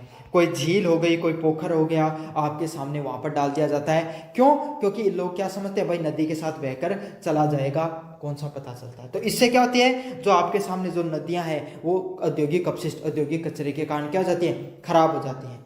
कृषि रसायन हो गए, हम क्या करते हैं, जो कीटनाशक उर्वरक है वो अपने फायदे के लिए जो आपके सामने भूमि में डाल देते हैं, और वो क्या होता है, वही पानी आपके सामने, भाई अपन अगर आप ऐसे क्षेत्र से दूर रहते हो जहाँ पर नदियाँ हैं तो इतना फर्क नहीं पड़ता, लेकिन ऐसे क्षेत्र के पास में रहते हो जहाँ पर नदियाँ पास में रहती हैं, तो वो क्या होता है, वही पानी बह बह कर नदियों में चला जाता है और नदियाँ हैं वो खराब होनी शुरू हो जाती हैं। अगला है घरेलू सीवरेज द्वारा सतही व भूजल का प्रदूषण होना। तो सीवरेज का जो पानी होता है वो क्या करता है, आपको भाई अगर आप सीवरेज है उसकी पाइपलाइन जा रही है तो क्या तो उसको दो चीज़ कर सकते हो, ट्रीटमेंट कर सकते हो, लेकिन भारत में इतने ट्रीटमेंट प्लांट है नहीं भारत में, तो लोग क्या करते हैं, अपन क्या तो उसको नदियों में डाल दिया जाता है या फिर ऐसे डंप कर दिया जाता है। तो इससे क्या होता है, वो पानी रिसाव करके ज़मीन में चला जाता है और अपना ज़मीन का जो पानी है वो भी इस चीज़ से खराब हो जाता है। इससे क्या उपलब्ध जल की मात्रा कम हो रही है, तो इसलिए क्या हो रही है, धीरे धीरे आपके सामने जो स्वच्छ जल है उसकी जो मात्रा है वो धीरे धीरे कम होती जा रही है। अगला क्या, जलवायु परिवर्तन, वर्षा पैटर्नों में बदलाव। तो धीरे धीरे अपन क्या देखने को मिल रहा है, एक बहुत बड़ी समस्या देखने को मिल रही है। अब बारिश कैसे होती है, क्या तो बारिश इस प्रकार से होती है कि बाढ़ आ जाती है, मतलब असीमित बारिश हो जाती है, बहुत ज़्यादा बारिश हो जाती है। तो बाढ़ आने से भी उस पानी की कोई सार्थकता नहीं रहती है, वो पानी बह जाता है, उसको अपन क्या नहीं कर सकते, इकट्ठा नहीं कर सकते हैं, अपन संचित नहीं कर सकते हैं। या फिर आपको क्या देखने को मिलता है, सूखा देखने को मिलता है, या क्या तो बाढ़ देखने को मिलेगी, क्या सूखा देखने को मिलेगा। तो दोनों क्षेत्रों में क्या है, आप अपना जो पानी है उसको आप है संरक्षित नहीं कर सकते हो। तो आज के समय जो वर्षा है, जो आपके सामने जो जलवायु परिवर्तन है, इस वजह से वर्षा है उसके अंदर भी बहुत ज़्यादा परिवर्तन देखने को मिल रहे हैं। वहाँ पर जो मौसमी घटनाएं हैं वो आपको चरम सीमा पर होती हैं, चरम सीमा पे होती है, मतलब ऐसी मौसमी घटनाएं हैं वो सबसे ज़्यादा देखने को मिलती है चरम सीमा के स्तर की, जिससे क्या होता है, अपनों जो जल संसाधन है उनको नुकसान पहुंचता दिखाई देता है। समझ में आ गया? अगर पर्याप्त सीमित मात्रा में हो तो कृषि को भी फायदा उस चीज़ से, और आपको उस जल को बचा कर भी आप रख सकते हो। लेकिन असीमित मात्रा में हो जाती है, क्या तो सूखा हो जाता है, क्या बाढ़ आ जाती है, तो उस जल है उसका कोई उपयोग अच्छे से नहीं हो पाता है। अपर्याप्त जल प्रबंधन, जल संरक्षण जैसे उपायों की कमी। अब अपन देख सकते हैं, हम क्या कर सकते हैं, अपने वर्षा जल है उसको संचयन करने की कोई प्रक्रिया को नहीं अपनाते हैं। पहले अपने जो पूर्वज थे उन्होंने क्या किया था, कोई टाका बनवा दिया है ना, बावड़ी का निर्माण करवा दिया आपके सामने, या फिर कोई जोड़ हो गए आपके सामने, या फिर कोई गांव में तालाब वगैरह का निर्माण करवा दिया जाता था, झील का निर्माण करवा दिया जाता था, ताकि पानी है, वर्षा का जल है वो वहाँ पर जाकर इकट्ठा हो सके। लेकिन आज के समय जो आपके आसपास इस प्रकार के जो जल संसाधन थे वो क्या हो रहे हैं, क्या तो प्रदूषित हो गए हैं, या बिल्कुल उनको खत्म कर दिया है, वहाँ पर मानव बस्तियाँ रहना शुरू कर दिया। समझ में आ गया? तो इससे क्या, जो जल संरक्षण के जो उपाय थे उनमें भी अब धीरे धीरे कमी है वो देखने को मिल रही है। इससे क्या हो गया, जल रिसाव है, जो जल है वो भूमि में पहुंचता था उसकी कमी होने लग गई। पुरानी जल आपूर्ति प्रणालियां व जलों को अनुचित वितरण करना। तो इस समय जो आपके सामने जो पुरानी हमारी प्रणालियां थी जल संरक्षण की, उनमें क्या धीरे धीरे कमी देखने को मिल रही है, और इस वजह से क्या है, अब पानी है वो हमारा क्या होता जा रहा है, जल संकट है वो धीरे धीरे उत्पन्न होता जा रहा है। ये भी एक प्रमुख कारण है। अगला क्या है, वनोन्मूलन करना। वनों की कटाई से भूमि की जल धारण क्षमता कम हो जाती है। तो वनोन्मूलन करने से क्या होता है, वनोन्मूलन करने से आपके सामने क्या देखने को मिलता है, जो वन होते हैं उनकी आपने कटाई कर दी, तो वन क्या करते हैं, हमारे सबसे ज़्यादा जो वर्षा है उसको लाने के लिए कार्य करते हैं। समझ में आ गया आपके सामने, वर्षा को आपके सामने वर्षा होने की जो प्रक्रिया होती है उसमें सबसे ज़्यादा सहायक होते हैं आपके सामने वन, जिससे क्या होता है, भूजल जो पुनः भरण है वो प्रभावित होता है। अगर आप वनों को काट दोगे तो ये जो प्रक्रिया है उस वो प्रभावित होती है, और इससे क्या होता है, जो आपके सामने जो भूजल है, जो तो इससे क्या हो रहा है, पूरी दुनिया के अंदर जो भूजल है वो आपको कई हिस्सों में जो जल संकट है वो दिखाई दे रहा है। काफ़ी पूरी दुनिया में सबसे ज़्यादा भूजल संकट इसीलिए है क्योंकि वनों को काट दिया गया है। तो ये कुछ प्रमुख चीज़ें हैं जिसमें आपके सामने जो भूजल संकट है वो क्यों उत्पन्न हो रहा है। मैं एक बार क्विक रिवीजन करवा देता हूँ। जनसंख्या वृद्धि के कारण, बहुत ज़्यादा जनसंख्या वृद्धि के कारण भी आपको भूजल स्तर में लगातार गिरावट देखने को मिल रही है। जल का अत्यधिक दोहन करना, बहुत ज़्यादा जल अपन भूमि से निकाल देते हैं, उसके दोहन की वजह से भी आपको आपके सामने ये देखने को मिल रहा है। जल प्रदूषण है, जल प्रदूषण के कारण भी आपके सामने जो बहुत ज़्यादा क्या है, आप बहुत जल प्रदूषित हो जाता है तो जल भूजल है उसमें वो पुनः भरण नहीं हो पाती है, या फिर जो आपके सामने जो नदियाँ हैं उनको अपन सही से उपयोग नहीं कर पाते हैं, इस वजह से भी जल संकट देखने को मिल रहा है। जलवायु परिवर्तन, असमान बारिश होती है, कभी तो बाढ़ आ जाती है, कभी सूखा आ जाता है, इस वजह से अपन क्या है उस जो पानी है उसको सही से उपयोग नहीं कर पाते हैं। अपर्याप्त जल प्रबंधन, जो अपनी पुरानी संरक्षण प्रणालियाँ थी जहाँ पे आप जो जोड़ हो गया, टका हो गया, आपके सामने इनको अपन संरक्षित नहीं किया, अपन ने उनको खत्म और कर दिया है, इस वजह से क्या है वर्षा जल संकट है, वो जो जल है संकट है वो देखने को मिल रहा है। और क्या है आपके सामने वनों की कटाई भी एक प्रमुख कारण है। तो यह आपके सामने जो इंपॉर्टेंट क्वेश्चन था इसको मैंने अच्छे से करवा दिया है। मुझे उम्मीद आपको अच्छा लगा होगा, तो चैनल को सब्सक्राइब जरूर से कर देना और टेलीग्राम जरूर से ज्वाइन कर लेना। अगले वाला है मृदा संरक्षण की विधियों को संक्षेप में वर्णन कीजिए। अगले वाला क्या है, मृदा संरक्षण की विधियों को संक्षेप में वर्णन कीजिए। तो मृदा संरक्षण की जो अलग अलग विधियां हैं उसको अपन संक्षेप में देखने को मिलेंगे। अन्य वीडियो मैंने पहले करवा रखे हैं, जाकर डिस्क्रिप्शन में लिंक दे रखा, वहां पर जाकर जरूर से वीडियो को देख लेना। टेलीग्राम चैनल का लिंक डिस्क्रिप्शन में दिया है, वो भी वहां से जाकर पढ़ लेना। मृदा संरक्षण का अर्थ है मृदा अपवर्तन को रोकना और मिट्टी की उर्वरकता को बनाए रखना। मृदा संरक्षण क्या होती है आपके सामने, मृदा संरक्षण होती है जो आपके सामने मृदा अपवर्तन है, जो मिट्टी है उसको कटाव होती है उसको रोकना, और मिट्टी है उसकी उर्वरकता को बनाए रखना। समझ में आ गया। जो मिट्टी अपवर्तन है, मिट्टी अपवर्तन का यही अर्थ होता है जो मिट्टी है उसके कटाव को रोका जाए और मिट्टी है उसकी उर्वरकता को बनाए रखा जाए। इसकी कुछ प्रमुख विधियां, इसके अलग अलग प्रकार की कुछ प्रमुख विधियां हैं जिसके माध्यम से अपन क्या कर सकते हैं, जो आपके मिट्टी है उसकी उर्वरकता भी बनाए रख सकते हैं और मिट्टी के कटाव को भी रोक सकते हैं। अपन कौन सी प्रमुख विधियां अपन पढ़ेंगे इसी के बारे में। पहला है वर्षारोपण करना। तो अपन क्या कर सकते हैं, एफोरेस्टेशन, मतलब पेड़ों की जड़ें मिट्टी को जकड़े रखती हैं और जिससे जल और वायु द्वारा अपवर्तन होता है। एफोरेस्टेशन क्या होता है भाई, आपको मैंने बहुत बार उदाहरण दिया है, आप हमेशा देख लेना आपके घर के आसपास अगर कहाँ पे पानी निकलता है, समझ में गया, पानी गुजरता है, वहां पर अगर एक पेड़ लगा तो उसके आसपास हमेशा देख लेना मिट्टी है वो बची रह जाएगी और उसके पास से मिट्टी है खड्डा है वो बन जाता है। तो उसने क्या कर लिया, उस पेड़ ने कि जड़ों ने उसके जो आसपास की जमीन है वहां की मिट्टी को पकड़े रखा और वहां की मिट्टी क्या है आपके सामने कटाव नहीं हुआ उसके। तो यही है जो वर्षारोपण से, वृक्षों के माध्यम से क्या होता है, जो पेड़ों की जो मिट्टी होती है वो उसको जकड़े रखती है, जिससे क्या जल और वायु द्वारा अपवर्तन है वो बिल्कुल भी नहीं होता है। समझ में आ गया। तो वायु का, और अगर क्या होता है काफी बार हवा के माध्यम से भी जो मिट्टी उड़कर चली जाती है। भाई राजस्थान के विद्यार्थी हो तो आपको तो पता है, अपने पूरे जो आंधियां चलती हैं गर्मी के मौसम में, तो क्या होता है पूरी की पूरी मिट्टी इधर से उधर होती रहती है अपनी। तो अगर पेड़ लगा कर रखोगे तो इससे क्या है, एक तो वो जड़ों से, दूसरी बात पेड़ क्या करते हैं जो हवा होती है उसके जो प्रभाव होते हैं उसको भी कम कर देते हैं। अगला क्या है, समुच्चय जुताई कर सकते हो, काउंटर प्लोइंग कर सकते हो। तो पहाड़ों के जो ढलान होते हैं वहां पर समुच्चय रेखाओं में समांतर जुताई से जल का बहाव धीमा होता है और मिट्टी का कटाव कैसे होता है। तो ये किस प्रकार की जुताई होती है इसके बारे में बताऊं। ये पहाड़ ऐसे समझो, पहाड़ है इस प्रकार के होते हैं, तो इन पे इस प्रकार से जुताई की जाती है, पहले यहाँ पर कर दी, फिर यहाँ पर, फिर यहाँ पर, फिर यहाँ पर, यहाँ पर, यहाँ पर, यहाँ पर, इस प्रकार से। तो क्या हुआ, पानी, यहाँ का पानी, बारिश हुई, यहाँ से पानी निकलना शुरू हुआ, ये मेड कर दी यहाँ पर पानी पूरा भर गया, फिर अगले में पानी जाएगा। तो इससे क्या हुई, जो पानी पूरा भरा है तो खेत की मेड़ की वजह से क्या हो गया, एक प्रकार से जो पानी ऊपर का पानी, ज्यादा पानी था वो इस मेड़ पे चला गया, यह पूरा भर गया तो अगले वाले में चला गया, फिर अगले वाले में, फिर अगले वाले में, फिर अगले वाले, फिर अगले वाले। तो इससे क्या, अगर तीव्र ढलान होती तो सीधा का सीधा पानी नीचे की तरफ आता, जो मिट्टी है उसका कटाव देखने को मिलता। लेकिन इस प्रकार से जुताई कर रखी है तो इस वजह से क्या हो रहा है, आपके सामने मिट्टी है वो संरक्षित रह गई और आपके सामने मिट्टी का कटाव है वो कम दिखाई देता है।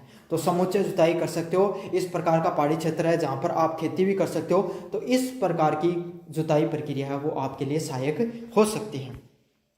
अगला क्या है, सीढ़ीदार खेत बनाना। तो पर्वतीय क्षेत्रों में सीढ़ीदार खेत बनाने के लिए ढलान व जल का वेग कम होता है। तो ये भी उसी प्रकार की जो खेती होती है, जिससे आप क्या करते हो, आपको जो खेती है उसको इस प्रकार से किया जाता है, सीढ़ी की तरीके से। सीढ़ी इस प्रकार से होती है ना, इस प्रकार से। तो इस प्रकार से आप वहाँ पर, वही है, इनमें भी इसी प्रकार की खेती की जाती है, जहाँ पर आप क्या कर सकते हो, जिससे खेती का जो जल है उसका वेग कम होता है और अपरदन रुकता है।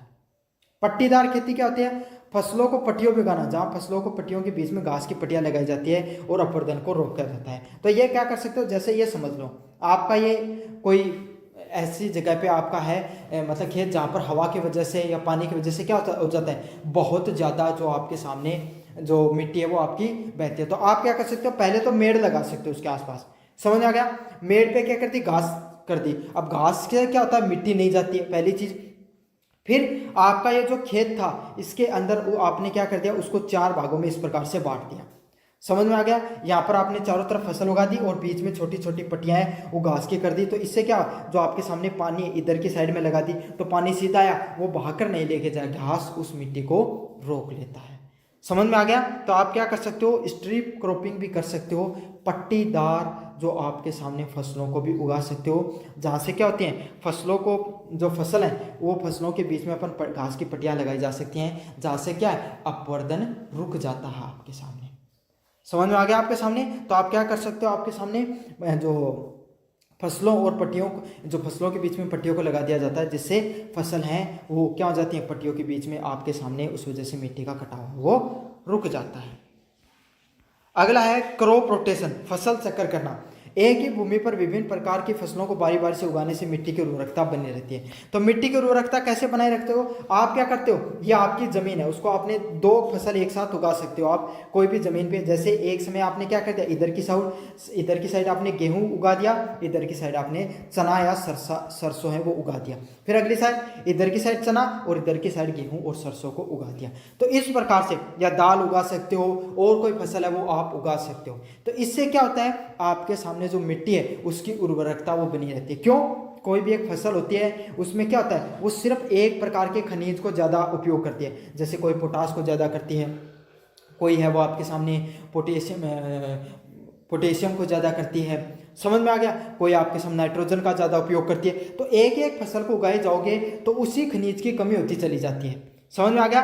तो अगर आप अगली बार क्या करते हैं, आपने दूसरी फसल को उगा दिया, तो वो क्या होता है, दूसरी फसल है, एक तो उसका जो अपशिष्ट निकलता है उससे उर्वरकता फैलती है, दूसरी बात है वो दूसरे खनिज को सोखती है, और जो आपके सामने जो पहले वाला खनिज है उसकी कमी हो गई थी, उसकी उसमें पूर्ण भरण भी हो जाता है उस प्रक्रिया के अंदर।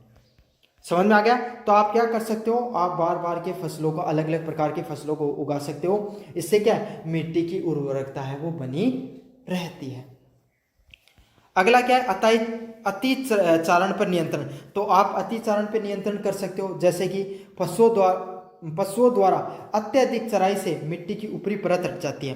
तो क्या कर सकते हो भाई, आपको पता है अगर ऊपर की तरफ घास वगैरह है ना, अब फसल आ गई, जो पशु आ गए, गायें आ गई, भैंस आ गई, या फिर आपके सामने बकरी वगैरह या भेड़ वगैरह आ गई, तो वो क्या है, अपने जो उसके जो खुर होते हैं या फिर जो नाखून होते हैं जो खुर होते हैं उनके, उनसे क्या करते हैं, मिट्टी की जो ऊपरी परत है उसको उखाड़ देती हैं। क्यों, उनके कठोर होते हैं, उनके जो पैर मान लो आप, जो उनको जो खुर होते हैं, जो खुरी बोला जाता है उनको, या फिर जो उनके पैरों के नीचे जो नाखून होते हैं वो क्या होता है, कठोर होते हैं। इससे मिट्टी की जो पतली परत होती है उसको वो उखाड़ देते हैं, और वो उखाड़ने की वजह से क्या हुआ, जैसे हवा चलती है, पानी चलती है, तो इस वजह से क्या हो जाती है, वो बहकर जाने का ज़्यादा खतरा रहता है। तो यही है, अति चराई करने से वहाँ पे घास की भी कमी हो जाती है, साथ के साथ क्या हो सकता है, वहाँ पर जो ऊपरी ज़मीन है उसको भी नुकसान देखने को मिल सकता है। तो अति चराई है वो भी बहुत ज़्यादा नुकसानदायक होती है उनके लिए। अगला क्या कर सकते हो, बांधों का निर्माण कर सकते हो। नदियों पर बांध बनाने से आपके सामने जल प्रवाह नियंत्रित होता है। तो अगर आप नदियों पर बांध बना देते हो तो इससे जो जल का जो प्रवाह है वो क्या हो जाता है, नियंत्रित हो जाता है, और बांध बनाने से अपरदन भी कम होता है। तो भाई बांध बनाने से आप क्या कर देते हो, जो नदियाँ उनसे जो पानी आ रहा है, एक तो बाढ़ का नियंत्रण होता है, समझ में, आपने चाहा उतना पानी क्या कर लेते हो, रख लेते हो, बाकी के पानी को आप भेज देते हो। समझ में आ गया। दूसरा क्या होता है, आपके सामने बांधों से जो मिट्टी है वो भी आपके सामने वहां पर आके इकट्ठी होती रहती है। तो इससे क्या, जल प्रवाह नियंत्रित रहता है और मिट्टी का अपरदन कम रहता है। ये विधियाँ मिट्टी को अपनी प्राकृतिक अवस्था में बनाए रखने व उत्पादकता में मदद करती हैं। तो ये कुछ विधियाँ आपके सामने जो मिट्टी की उर्वरकता बनाए रखने में मदद करती हैं और आपको सुरक्षित रखने में मदद करती हैं। कौन सी एक बार क्विक रिवीजन करा देता हूँ। आप क्या कर सकते हो, वर्षारोपण कर सकते हो। आपका खेत, आपने चारों तरफ मेड़ की तरफ चारों तरफ क्या कर दिया, वृक्षों को लगा दिया ऊंचे ऊंचे। हवा चल रही है तो हवा की वजह के प्रभाव कम हो जाएगा और आपके सामने मिट्टी नहीं उठेगी, तो वर्षारोपण कर सकते हो। पेड़ आपके सामने पानी बहकर आता है उसको भी रोकने का कार्य करते हैं। समुच्चय जुताई कर सकते हो, सीढ़ीदार खेत बना सकते हो। ये पहाड़ी क्षेत्रों में क्या है आपके सामने उपयोगी होता है, जिसमें आप जो पानी है उसके वेग को, बारिश के वर्षा के पानी के वेग को कम कर सकते हो। इससे क्या होता है आपके सामने जो मिट्टी है उसका कटाव कम से कम देखने को मिलता है। पट्टीदार खेतों का निर्माण कर सकते हो। फसलों को क्या कर सकते हो आप, पट्टी में लगाना, जहाँ पर फसलों की जो पट्टियां हैं उसके बीच में घास की पट्टियां लगाई जा सकती हैं। तो आप क्या कर सकते हो, जो फसलों की जो पट्टियां हैं, जो फसलों की पट्टियां उनके बीच में आप क्या कर सकते हो, घास की पट्टियां लगा दी। इससे क्या होगा आपके सामने जो अपवर्तन है, मिट्टी का अपवर्तन है वो कम से कम देखने को मिलता है। अगला है फसल चक्र। आप बार बार फसलों को उगा सकते हो, अलग अलग प्रकार की फसलों को बदल बदल कर। इससे क्या है, इससे भी मिट्टी का अपवर्तन है वो कम होता है। अतिचारण, आप पशुओं को कम से कम कोशिश करो कि मतलब चारण करवाया जाए, घास कम होए, लेकिन इतना भी नहीं कि आपने इतना करा दिया कि घास बिल्कुल खत्म हो गया और उनके जो मिट्टी है उसकी पहली परत को उखाड़ दिया उन्होंने। अगला क्या है, बांध का निर्माण भी करवा सकते हो। बांध के निर्माण से भी मिट्टी है वो आपके सामने रुकती है उसका उखाड़ने से। तो मृदा संरक्षण की कुछ प्रमुख विधियां हैं जिनका आप उपयोग कर सकते हो। धन्यवाद। आर्थिक रूप से मजबूत होगा। आप ज़्यादा दूर क्यों जाओ, आप यूएई है, दुबई यूएई के अंदर है ना, सऊदी हो गया, इराक हो गया, इनके पास क्या है, इनके पास कोई भी संसाधन नहीं है। सिर्फ एक सबसे जरूरी संसाधन है, वो क्या था, खनिज, दो तेल, प्राकृतिक गैस हो गई, जो आपके सामने क्रूड ऑयल हो गया, जो पेट्रोलियम हो गया, डीजल हो गया, ये वाला। सिर्फ एक ऐसा सबसे मजबूत संसाधन था जो औद्योगिक क्रांति के बाद में सबसे ज्यादा उपयोगी सिद्ध हुआ। और आज वही देश जिनके पास पीने तक का पानी नहीं था, आज सबसे अमीर देशों की श्रेणी में। क्यों? क्योंकि उनके पास क्या था, सबसे जरूरी संसाधन था। तो यही है, खनिज संसाधन होते हैं वो किसी भी देश की अर्थव्यवस्था होते हैं, उसकी क्या होते हैं, एक प्रकार की रीढ़ की हड्डी होते हैं। और इनका जो आर्थिक महत्व होता है वो अलग अलग प्रकार से होता है और उनका आर्थिक महत्व भी होता है। तो कहाँ कहाँ पर खनिजों का जरूरत होती है, पहले औद्योगिक विकास का आधार तो उद्योग होते हैं, उनके विकास के लिए जो आपके सामने खनिजों का बहुत ज़्यादा महत्व होता है। तो आज के समय वाणिज्यवाद के जो युग के अंदर आपको पता है उद्योगों का सबसे ज़्यादा महत्व है। जिस देश के पास, जिस राष्ट्र के पास सबसे ज़्यादा उद्योग हैं, जिनके पास सबसे ज़्यादा औद्योगिक शक्ति है, वही देश क्या है, पूरी दुनिया पर राज करते हैं, वही क्षेत्र सारी दुनिया पर राज करता है। और उनको जो उद्योगों को चलाने के लिए क्या चाहिए होते हैं, खनिज चाहिए होते हैं। जैसे लोहा, कोयला, तांबा, बॉक्साइट जैसे खनिज आधुनिक उद्योगों के लिए कच्चे माल प्रदान करते हैं। तो आपको पता है कोई भी उद्योग हो गया, उसके अंदर लोहा हो गया, कोयला हो गया, तांबा हो गया और बॉक्साइट हो गया, ये सब आपके सामने कुछ प्रमुख खनिज हैं जिनकी आवश्यकता सदैव पड़ती ही पड़ती है। समझ में आ गया आपके सामने? तो लोहा, कोयला, तांबा, बॉक्साइट जैसे खनिज होते हैं, ये जो वर्तमान समय के जो उद्योग होते हैं उनके लिए कच्चे माल के रूप में क्या करते हैं, काम करते हैं। जिसमें इस्पात, मशीनरी, इलेक्ट्रॉनिक्स और निर्माण में जो उद्योग खनिजों पर निर्भर करते हैं। तो जिसमें अलग अलग प्रकार के, जैसे इस्पात हो गया, समझ में आ गया, मशीनरी हो गई, इलेक्ट्रॉनिक हो गई, इन सब के निर्माण में इन सब खनिजों की जरूरत रहती है। भाई आप अपने घर में आसपास की कोई भी वस्तु है उसको उठाकर देख लो, क्या उसके अंदर लोहा है? बिल्कुल मिलेगा आपको लोहा, है ना। कोयला है, भाई कोयले का निर्माण है, आप कोयला आपके घर में, तो लकड़ी वाला कोयला नहीं, जो खनिजों से के रूप में निकलता है वो वाला कोयला। अब वो कोयला किस रूप में काम आता है, आपके घर में कोई भी वस्तु बनी, ये समझो जो लोहा है उसको पिघाल कर निकाला गया, वो भी किससे, उस कोयले को भट्टी में डाला गया होगा, उसने गर्म किया फिर उससे निकाला गया। तो कोयला भी सबसे ज़्यादा जरूरी है। क्या तांबा और बॉक्साइट जैसे खनिज आपके आसपास आपको दिखाई देते हैं? नहीं दिखाई देते? बिल्कुल दिखाई देते हैं। तो यही है, कोई भी उद्योगों के निर्माण में जो खनिज हैं उनको, वो क्या होते हैं, बहुत सबसे ज़रूरी हिस्सा होते हैं, खनिज हैं। तो आपके सामने वो यही चीज़ है, खाना बनाने बैठे हो, अगर आटा है, गेहूँ है, तभी क्या कर सकते हो आप, खाना बना सकते हो। खनिज उस प्रकार से हैं। रोजगार के सृजन के लिए खनन उद्योग, खनिज प्रसंस्करण और संबंधित विनिर्माण क्षेत्र में बड़ी संख्या में रोजगार उत्पन्न होते हैं।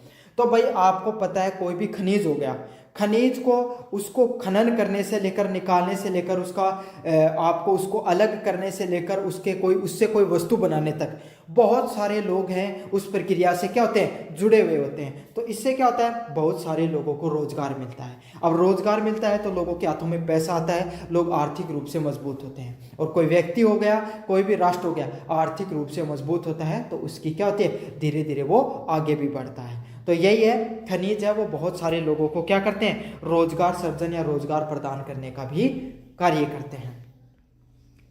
अगला क्या है, निर्यात आय।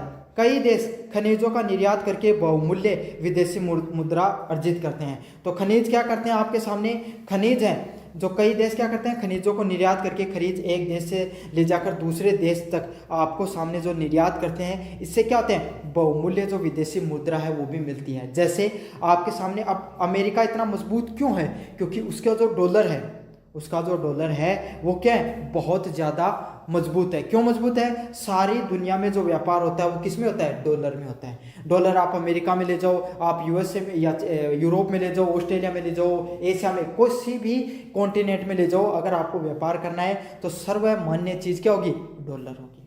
आपने डॉलर के बदले कोई भी चीज़ को क्या कर सकते हो, खरीद फरोख्त कर सकते हो। समझ में आ गया। तो यही है आपके सामने जो निर्यातित आय भी निर्माण करने में भी करती है। अब एक बात सोचो, भारतीय लोग क्या करते हैं, विदेशों में कमाने जाते हैं, वहां से उन्होंने पैसा कमाकर भारत में बेचते हैं, तो इससे क्या होता है, वो मुद्रा भारत में आती है, तो उससे भी भारतीय लोगों को क्या होता है, फायदा होता है। तो यही है, जो निर्यातित आय है उसका भी क्या होता है, उसको भी फायदा देखने को मिलता है। अगला है बुनियादी ढांचे का विकास होना। तो जो अपना बुनियादी ढांचा है, जो हमारा इंफ्रास्ट्रक्चर है, उसका भी विकास होने में मदद होती है। जैसे सीमेंट और चूना पत्थर जैसे जो सड़कों का, पुलों का, भवनों और ऊर्जा संयंत्रों के निर्माण में आवश्यक होते हैं। तो अलग अलग प्रकार के खनिज पाए जाते हैं, जिसमें आपके सामने सीमेंट हो गई, चूना पत्थर हो गए, ये सब क्या है, अलग अलग प्रकार के सड़कों के निर्माण हो गए, पुलों के निर्माण हो गए और भवनों के निर्माण में क्या होते हैं, आवश्यक होते हैं। सबको पता है सीमेंट है वो अलग अलग प्रकार के चूना पत्थर से बनती है ना। इसमें अलग अलग प्रकार के खनिजों का उपयोग किया जाता है। आपके आसपास कोई भी वस्तु है, कोई भी घर का निर्माण है, कोई पुल का, कोई सड़क का निर्माण है, कोई भी भवन का निर्माण है, क्या उसमें सीमेंट लगी हुई है, क्या वहाँ पर लोहा लगा हुआ है, बिल्कुल लगा हुआ है। कहाँ से आए ये कहाँ से आए, आपके सामने खनिजों से निकल कर आए हैं। तो यही है, अपने भारत देश के या कोई भी देश के निर्माण के लिए उसकी जो बुनियादी ढांचा होता है, उसके विकास में सीमेंट का बहुत बड़ा योगदान होता है। और सीमेंट कहाँ से आती है, खनिजों से ही निकल कर आती है।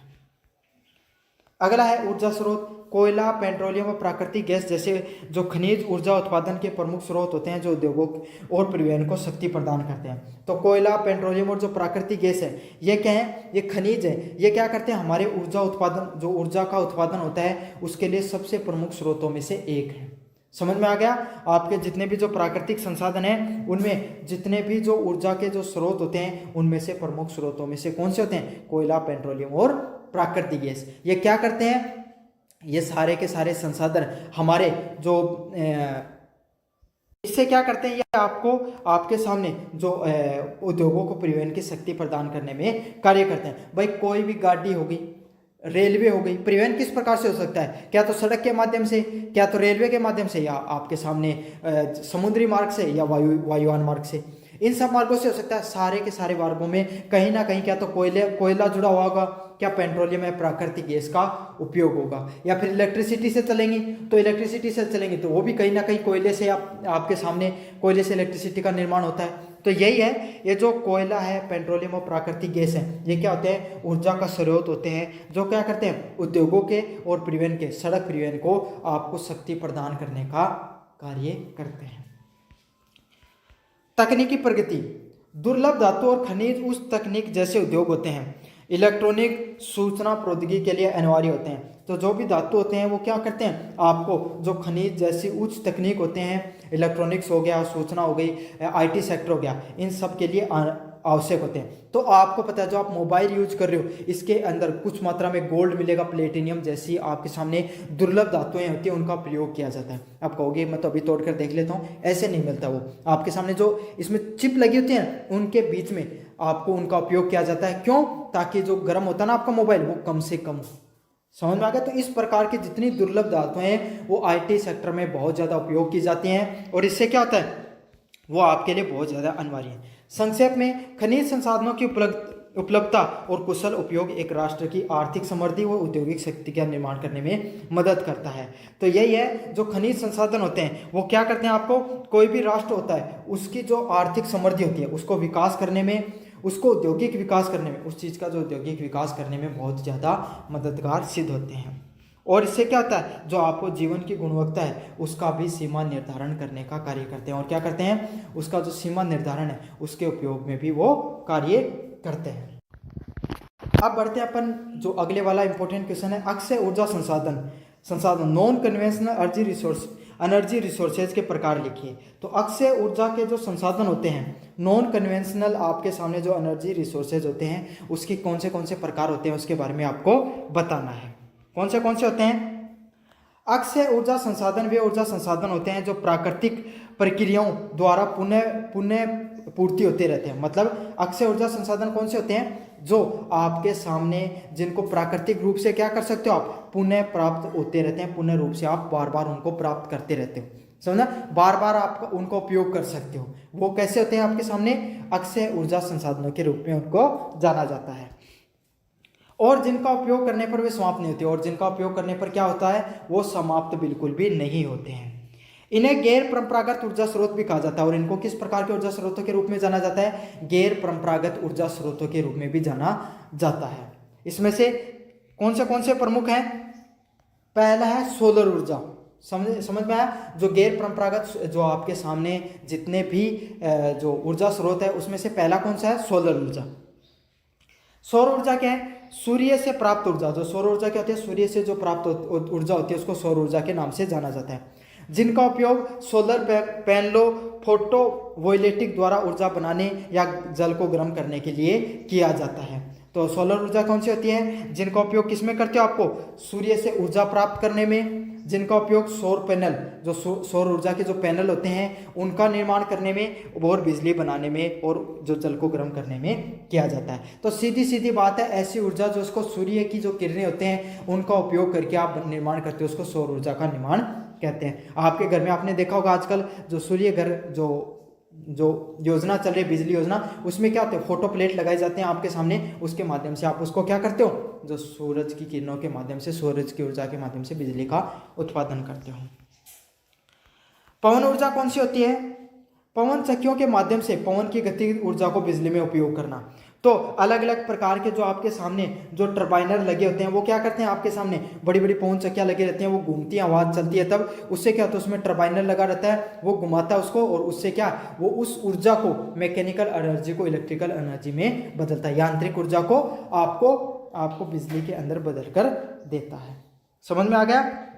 तो पवन चक्कियों के माध्यम से पवन की गतिज ऊर्जा को जो परिवर्तित करना, उसको किस नाम से जाना जाता है, पवन ऊर्जा के नाम से जाना जाता है।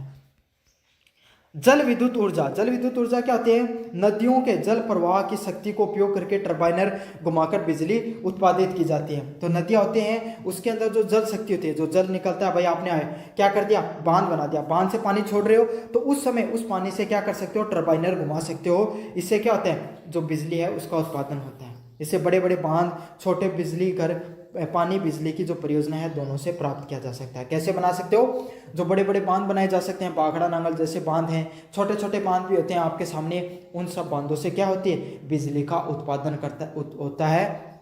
उस उत्पादन से आज अपन जो बिजली का उपयोग करते हैं वो सभी उन बांध परियोजनाओं की ही देन होती है। समझ में आ गया? अब इन प्रकार की क्या होते हैं, इन फिर से नदियाँ चलती हैं, है ना, वर्षा हो गई, भाई पानी बाहर निकल गया, इवेपोरेट हो गया, बारिश हो गई, और उसको क्या कर सकते हो आप, पुनः उपयोग कर सकते हो नदियों के माध्यम से। तो ये कुछ पुराने ऐसे तरीके हैं जिनके माध्यम से आप क्या कर सकते हो, बार बार ऊर्जा का उपयोग कर सकते हो। भूतापीय ऊर्जा कौन सी होती है, पृथ्वी के आंतरिक भाग से निकलने वाली गर्मी का उपयोग बिजली पैदा करने और सीधा तापमान के लिए किया जाता है। तो भूतापीय ऊर्जा कौन सी होती है, पृथ्वी का जो आंतरिक भाग होता है उससे जो गर्मी निकलती है ना, उससे क्या कर सकते हो अपन, उससे सीधा का सीधा बिजली का उत्पादन किया जा सकता है। आपने काफ़ी बार जगह होगा ऐसी जगह जहाँ पर लावा वगैरह निकलता है, लद्दाख वगैरह की जगह होती हैं काफ़ी बार, जहाँ से जो है ना पृथ्वी से गर्म पानी निकलता है, गर्म पानी कैसे निकलता है? क्योंकि वो ऐसी जगह होती है जहाँ पर पहले को ज्वालामुखी फटी होती है, तापमान पृथ्वी का ज़्यादा है, पानी की मात्रा भी अच्छी खासी मात्रा में, तो पानी बाहर निकलता रहता है भाप के रूप में, काफ़ी बार भाप भी निकलती रहती है, तो उससे टर्बाइनर घुमाकर अपन क्या कर सकते हैं? ऊर्जा का निर्माण कर सकते हैं। उसको क्या कहा जाता है? जियोथर्मल एनर्जी के रूप में जानते हैं, आपके सामने भूतापीय ऊर्जा के रूप में जानते हैं। जैव ऊर्जा है बायोमास ऊर्जा, जैविक पदार्थ हो गए जैसे कृषि अपशिष्ट हो गए, फसलें हो गई, पशु अपशिष्ट हो गए, उनको जलाकर क्या कर सकते हो? अपन ऊर्जा का निर्माण किया जा सकता है। बायोमास ऊर्जा क्या होती है भाई? काफ़ी बार क्या किया जाता है, अलग अलग प्रकार के जो कृषि उत्पादक होते हैं, जो पशु अपशिष्ट होते हैं, इनको जलाकर अपन क्या कर सकते हैं? अलग अलग प्रकार के जो आपके सामने जो ऊर्जा है उसका निर्माण किया जाता है, जिसमें बिजली, ईंधन हो गया, बायोगैस हो गई। भाई आपके पास गाय भैंस आप रखते हो, उससे क्या कर दिया आपने? एक बायोगैस का लगा दिया, घर का जो कचरा निकल दिया वो डाल दिया, कृषि का थोड़ा बहुत कचरा डाल दिया, गाय का गोबर डेली डाल दिया, उससे क्या बायोगैस का निर्माण कर दिया, उससे घर वगैरह का आपने चूल्हा वगैरह जला सकते हो। उसको जैव ऊर्जा या बायोमास ऊर्जा के नाम से जाना जाता है। अगली कौन सी ऊर्जा होती है? ज्वार ऊर्जा। ज्वार ऊर्जा कौन सी होती है? समुद्र में ज्वार भाटा की शक्ति का उपयोग करके बिजली उत्पादित की जाती है। तो आप क्या कर सकते हो? जो समुद्र है उसमें जो ज्वार भाटा का उत्पादन कर, जो ज्वार भाटा आता है, ज्वार क्या, जो आपके सामने जो बड़ी बड़ी लहरें उठती हैं ऐसे समझ लो, उसके माध्यम से क्या कर सकते हो? उस शक्ति का उपयोग करके, उस पानी को उपयोग करके भी काफ़ी बार बिजली का उत्पादन किया जाता है। वहाँ पर भी उस पानी को संचित करके या फिर उस पानी को क्या किया जाता है, वो आते हैं ज्वार भाटा, तब टर्बाइन वगैरह के माध्यम से ऊर्जा का उपयोग किया जाता है। तरंग ऊर्जा, समुद्री लहरों की गति का उपयोग करके ऊर्जा को प्राप्त करना। तो समुद्र की लहरें भाई ऐसा क्षेत्र है जहाँ पर लहरें ऊंची ऊंची उड़ती हैं, जो काफ़ी ऊर्जा से के साथ उड़ती हैं, एक बार आते हैं फिर जाते हैं, फिर आते हैं फिर जाते हैं, तो इससे क्या होता है? आपके सामने ऊर्जा का संचयन होता है। इसके माध्यम से क्या होते हैं? आपसे उनसे इन सब चीज़ों से आप ऊर्जा को प्राप्त कर सकते हो।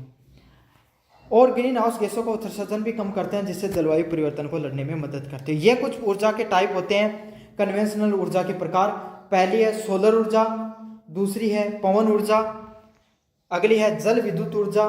सौर ऊर्जा तो आपको पता है भाई, सूरज के माध्यम से आप फोटो प्लेट लगा दिए, उसके माध्यम से आपने ऊर्जा का निर्माण किया। पवन ऊर्जा, आपने अलग पवन चक्कियों के माध्यम से टर्बाइनर घुमाकर अपन जो ऊर्जा का निर्माण करते हैं। जल विद्युत ऊर्जा, अपन जो बांध वगैरह होते हैं उससे जो पानी छोड़ा जाता है नदियों से, उस समय टर्बाइनर वगैरह लगा दिया और आपको पूरा का पूरा बड़े बड़े बांधों से अच्छे से क्या हो गया, पूरी के पूरा जो वो टर्बाइनर घूमता है और बिजली का निर्माण होता है। सबसे ज़्यादा यहीं से होता है। भूतापीय ऊर्जा, जो जमीन है उससे भाप निकलती रहती है, गर्मी निकलती रहती है, या फिर काफ़ी बार पानी उबलता रहता है, वहाँ से अपन निर्माण कर सकते हो। बायोमेस, जैव ऊर्जा, जैविक ऊर्जा क्या होती है? जहाँ पर बिजली ईंधनों के माध्यम से आप कचरे को जलाकर फसलों या अपशिष्ट के माध्यम से आप क्या कर सकते हो? आप ऊर्जा का निर्माण करते हो। ज्वारीय ऊर्जा, समुद्र में ज्वार भाटा का शक्ति का उपयोग करके बिजली उत्पादित की जाती है, उसको ज्वारीय ऊर्जा के नाम से जाना जाता है। अगला कौन सी है? तरंग ऊर्जा। समुद्री तरंगों का गति को उपयोग करके ऊर्जा जो प्राप्त की जाती है उसको क्या कहा जाता है? तरंग ऊर्जा के नाम से जाना जाता है। तो ये कौन से होते हैं? अक्षय ऊर्जा संसाधनों के रूप में इनको जाना जाता है। ये था आपका सबसे इम्पोर्टेंट क्वेश्चन, मैंने अच्छे से करवा दिया है। टेलीग्राम जरूर से ज्वाइन कर लेना, टेलीग्राम को ज्वाइन करना जरूरी है। साथ के साथ आपको क्या करना है, अन्य वीडियो देखना चाहते हो इस टॉपिक से संबंधित, तो वो भी मैंने डिस्क्रिप्शन में टेलीग्राम का जो लिंक दे रखा प्लेलिस्ट का, उस प्लेलिस्ट के लिंक पे जैसे क्लिक करोगे अन्य वीडियो तक भी आप पहुंच जाओगे। धन्यवाद। दिखाई दे रहा है या शॉप का ऑप्शन दिखाई दे रहा है, इस पर क्लिक करके अगर आप फ्लिपकार्ट या मंत्रा से कोई भी चीज़ खरीदोगे सबसे ज़्यादा डिस्काउंट देखने को मिलेगा। जरूर से यहाँ पर क्लिक करके कोई ना कोई प्रोडक्ट खरीद लेना, सबसे ज़्यादा डिस्काउंट आपको अभी देखने को मिल जाएगा। और ये पीडीएफ है टेलीग्राम चैनल पे मिल जाएगी, टेलीग्राम चैनल पे आपको जरूर से ज्वाइन कर लेना। तो चलो शुरू करते हैं अब अपन। परितंत्र, इकोसिस्टम में ऊर्जा प्रवाह वह प्रक्रिया है जिसके द्वारा ऊर्जा एक पौष्टिक स्तर से लेकर दूसरे पौष्टिक स्तर तक प्रभाव होती है। मतलब जैसे आपने क्या, ऊर्जा प्रवाह क्या होता है, जैसे कि आपने खाना खाया है ना, तो अब वो खाना था है ना, आपने खाना खाते आपके शरीर के अंदर क्या होती है, एक ऊर्जा महसूस होती है। अब खाने के रूप में आपने क्या खाया, अनाज खाया होगा है ना। क्या तो आप जो वेजिटेरियन खाना खाते हो, नॉन वेजिटेरियन खाना खाते हो, दो ही प्रकार से तो खाना खाते हो। तो चाहे आप वेजिटेरियन खाना खाओ है ना, चाहे नॉन वेजिटेरियन खाना खाओ, शाकाहारी या मांसाहारी जो भी खाना खाते हो आप, उसको जैसे आप उपभोग करते हो आपके शरीर के अंदर ऊर्जा है वो आपको महसूस होती है। अब वो ऊर्जा, भाई कोई भी चीज से ऊर्जा मिलती है, तो ऐसे उस जो अनाज है उसके अंदर भी कुछ ऊर्जा की मात्रा होगी और कुछ जो मांस है उसके अंदर भी ऊर्जा की मात्रा होगी तभी तो आपने खाते ही वो आपके शरीर के अंदर चली गई। तो इसी जो ऊर्जा का जो प्रवाह होता है उसी को क्या कहा जाता है, आपके सामने ऊर्जा प्रवाह के नाम से जाना जाता है।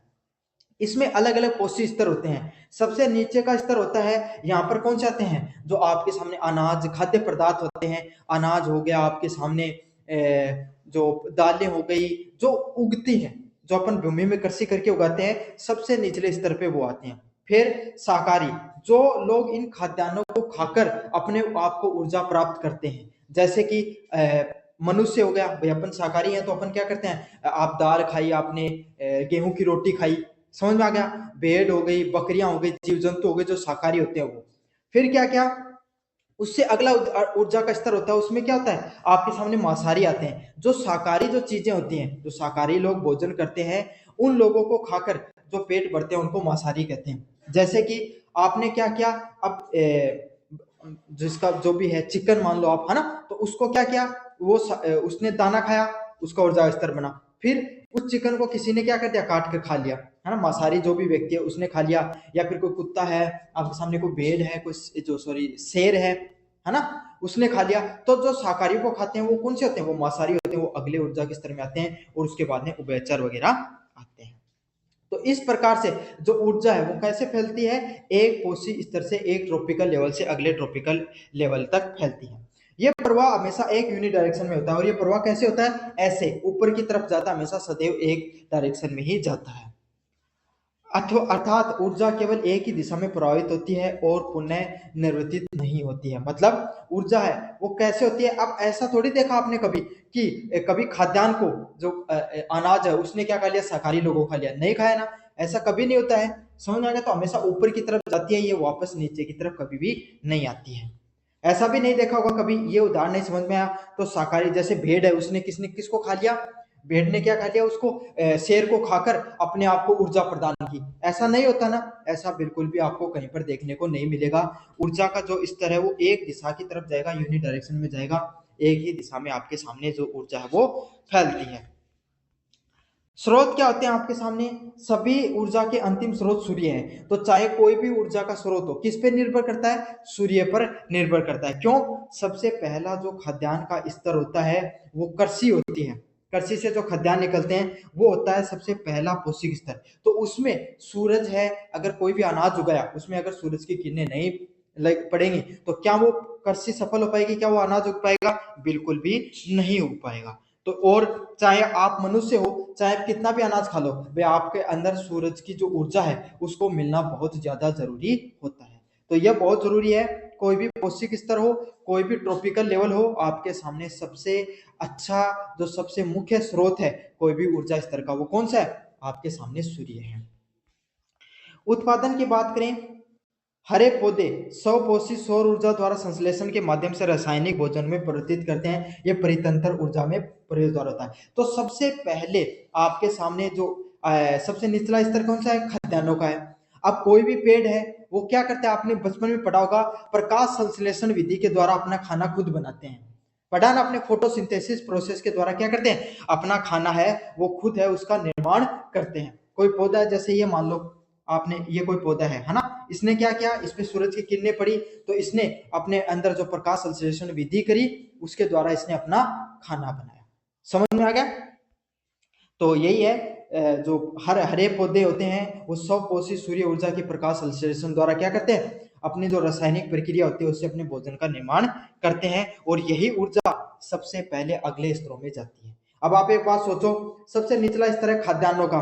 अगर खाद्यान्नों को खाकर जब शाकाहारी लोग ऊर्जा प्राप्त करते हैं, अगर खाद्यान्न नहीं होंगे तो शाकाहारी लोग अपनी ऊर्जा कहां से प्राप्त करेंगे। भाई सोचो, सारा का सारा जो खाद्यान्न है वो खत्म हो गया एक साथ। समझ में आ गया। तो आप कहोगे कि सर हम क्या करेंगे, हम मतलब मांसाहारी बन जाएंगे, मनुष्य हैं वो मांसाहारी बन के खा लेंगे, लेकिन कितने दिन खा पाओगे, क्योंकि जिन चीजों को तुम खा रहे हो, जैसे आपने जो मांस में जो भी चीजें आती हैं वो किस पे डिपेंड करती है, वो भी तो खाद्यान्नों पर डिपेंड करती हैं। वो भी अगर खाद्यान्न ही नहीं रहेंगे, आपके सामने कृषि नहीं रहेगी, घास फूस नहीं रहेगा, गेहूं नहीं रहेगा, चावल नहीं रहेगा, तो वो भी कितने दिन तक जिंदा रह पाएंगे। इसलिए शाकाहारी जो स्तर है उसकी भी मृत्यु हो जाएगी लोगों की। शाकाहारी लोग खत्म हो जाएंगे तो मांसाहारी लोग उन पर निर्भर करते हैं, वो भी खत्म हो जाएंगे। शाकाहारी खत्म, मांसाहारी खत्म, तो उभयचरों भी खत्म हो जाएंगे। तो यही है सबसे जरूरी ऊर्जा का स्रोत। इसलिए सूरज होता है, क्योंकि सूर्य से ही पौधों को खाना बनता है। पौधों को खाना बनाते हैं तो इससे क्या होता है, आगे के सारे पोषक जो पौष्टिक स्तर के जो ऊर्जा स्रोत होते हैं उनमें जो ऊर्जा है वो आगे की तरफ जाती है। पहला है प्राथमिक उपभोक्ता। प्राथमिक उपभोक्ता कौन से होते हैं, शाकाहारी। ये उत्पादन पौधों को खाकर ऊर्जा प्राप्त करते हैं। तो प्राथमिक उपभोक्ता, प्राइमरी कंज्यूमर कौन होता है इसके अंदर, शाकाहारी लोग होते हैं। शाकाहारी लोग क्या करते हैं, पौधों को खाकर पौधों से अपनी ऊर्जा प्राप्त करने का कार्य करते हैं। अगला कौन सा है, द्वितीयक उपभोक्ता। द्वितीयक उपभोक्ता कौन होते हैं, ये प्राथमिक उपभोक्ताओं को खाकर एनर्जी प्राप्त करते हैं। तो मांसाहारी, मांसाहारी आप सबको पता ना, जो क्या करते हैं, शाकाहारी लोगों को खाकर है अपनी ऊर्जा को प्राप्त करते हैं।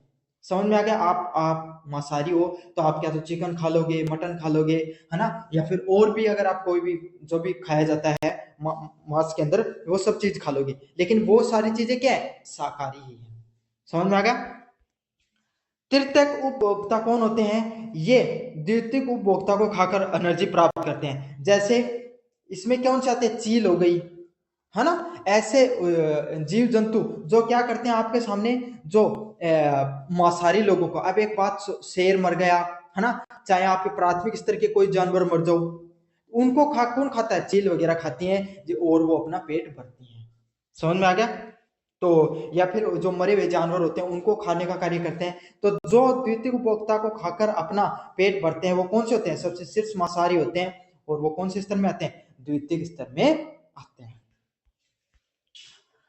अगले वाला है उपघटक। उपघटक कौन होते हैं, मर्द पौधों और जानवरों के अवशेषों से ऊर्जा प्राप्त करते हैं। तो आपने वो नहीं देखा क्या, जो छोटे छोटे कीड़े जो जानवर होते हैं, जैसे कोई जानवर मर जाता है उनके अंदर वो कीड़े लग जाते हैं, है ना, तो वो इसके अंदर आते हैं। ये क्या करते हैं, या फिर आपके अंदर ये अर्थवर्म हो गया, केचुआ हो गया। और काफी बार आपने कुछ ऐसे घास रखना आप थोड़ी दिन, है ना, फिर घास रखोगे तो थोड़े से दिनों में देख लेना कि वो क्या हो जाएगी, मिट्टी में मिलना शुरू हो जाएगा धीरे धीरे। तो वो क्यों होता है, क्योंकि छोटे छोटे ऑर्गेनिज्म, छोटे छोटे जो जीव कीड़े मकोड़े वो उसको खा जाते हैं। तो ऐसे जीव जंतु उपघटक कौन से होते हैं, जो मृत पौधों को जानवरों के अवशेषों से ऊर्जा प्राप्त करने का कार्य करते हैं। कोई जानवर मर गया, कोई आपने सड़ा गला कोई पौधा है, उसको खाकर अपनी ऊर्जा प्रदान करने का कार्य करते हैं। और पोषक तत्वों के पर्यावरण में वापस छोड़ देते हैं। और क्या कर देते हैं भाई, आप कोई भी देख लो, केचुआ क्या करता है, अपना जो सड़ी गली चीजें उनको खाता है, और फिर क्या होता है, उससे जो मिट्टी है उसको उर्वरकता, पोषक तत्व देने का कार्य करता है। 10% का नियम, प्रत्येक पौष्टिक स्तर पर ऊर्जा के लगभग 90% विभिन्न जैविक प्रक्रियाओं श्वसन गति में प्राप्त गति में उपयोग हो जाता है। तो क्या होता है, देखो मैं आपको एक अच्छी चीज बताता हूँ, इस नियम में क्या नियम है। यह है पहला नियम, ये है प्राइमरी कंज्यूमर शाकाहारी, फिर सेकेंडरी कंज्यूमर द्वितीयक, फिर टर्सरी तृतीयक, और फिर क्या है आपके सामने शीर्ष वाले मान लो, उपघटक मान लो। तो यहां पर कोई आदमी ने, कोई भी आदमी है, उसने क्या किया, 1000 किलोवाट ऊर्जा मान लो, या कोई भी ऊर्जा मान लो, 1000 ग्राम ऊर्जा पैदा की। समझ में आ गया। तो जैसे ही उसने कुछ खाना खाया और उसको 1000 ऊर्जा है, तो उसको मान लो कोई भेड़ है, कोई बकरी है, किसको मान लो, चिकन को मान लो, उसने 1000 ग्राम है, 1 किलो का है, उसने क्या किया, 1 किलो की ऊर्जा उसके पास है। फिर उसको अगर कोई मांसाहारी व्यक्ति खाएगा तो वो उससे कितनी ग्राम ऊर्जा प्राप्त करेगा, मात्र 100 ग्राम ऊर्जा उससे प्राप्त कर देता है। समझ में आ गया। अब उस मांसाहारी को, जो सेकेंडरी द्वितीयक है, उसको खाकर टर्सरी खाते हैं तो उसको 100 ग्राम से सिर्फ 10 ग्राम मिलती है। और जो उपघटक केचुए वगैरह खाते हैं ना, उनको सिर्फ मात्र 1% ही, 1 ग्राम ही ऊर्जा मिलती है।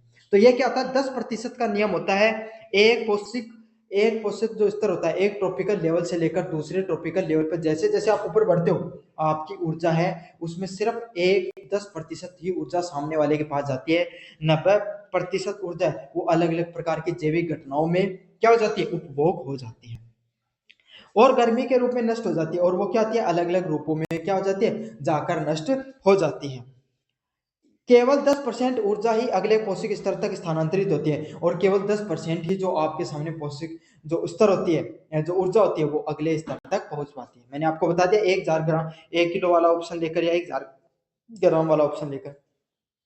यही कारण है खाद्य श्रृंखलाएं आमतौर पर लंबी नहीं होती है। इसीलिए क्या होता है, 3 से 4 लेवल पर जाके ये चीजें खत्म हो जाती हैं। उससे ऊपर जो जानवर है वो क्या होते हैं, कोई भी वस्तु है वो उनको इतनी ऊर्जा, पर्याप्त ऊर्जा नहीं बन मिल पाती है जिससे क्या वो सस्टेन कर पाए, अपने आप को ऊर्जा प्राप्त कर पाए।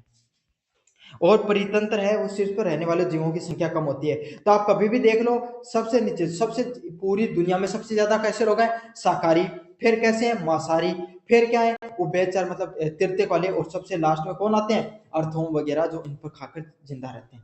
समझ में आ गया। तो जो जितने उच्च स्तर पे रहेगा उतने ही कम लेवल पे रहेगा, क्योंकि ऊर्जा वहां पर कम मिल पाती है।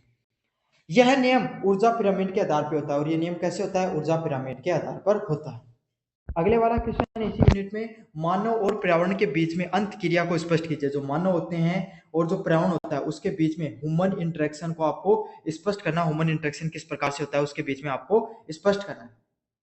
मानव और पर्यावरण के बीच में संबंध एक जटिल और गतिशील अंतःक्रिया होती है। तो मानव और पर्यावरण होता है, उसके बीच में जो पूरा का पूरा जो संबंध होता है वो एक जटिल और गतिशील प्रक्रिया के रूप में होता है, जहां मनुष्य पर्यावरण से प्रभावित होता है और उसे प्रभावित भी करता है। तो जो पर्यावरण क्या होता है, पर्यावरण है वो किस प्रकार से होता है, पर्यावरण एक दूसरे पर निर्भर करता है।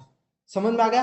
हम मनुष्य हैं, पर्यावरण पे पूर्ण रूप से निर्भर है। अगर खाद्यान्न नहीं होंगे, कृषि नहीं होगी, पानी नहीं होगा, हवा नहीं होगी, तो क्या हम जीवन में जिंदा रह पाएंगे, बिल्कुल भी नहीं रह पाएंगे। तो यही है मानव और अगर पर्यावरण है, अगर उसको समझे तो ये क्या है, एक बहुत ही जटिल प्रक्रिया के द्वारा एक दूसरे से जुड़े हुए रहते हैं, जहां मनुष्य पर्यावरण से प्रभावित होता है और उसे प्रभावित भी करता है। जहां पर क्या होता है, जो मनुष्य होता है ना वो, जहां मनुष्य क्या होता है, पर्यावरण से प्रभावित होता है और उसे प्रभावित भी करता है। तो जहां मनुष्य क्या होता है, पर्यावरण से प्रभावित भी होता है और उसे प्रभावित भी करने का कार्य करता है।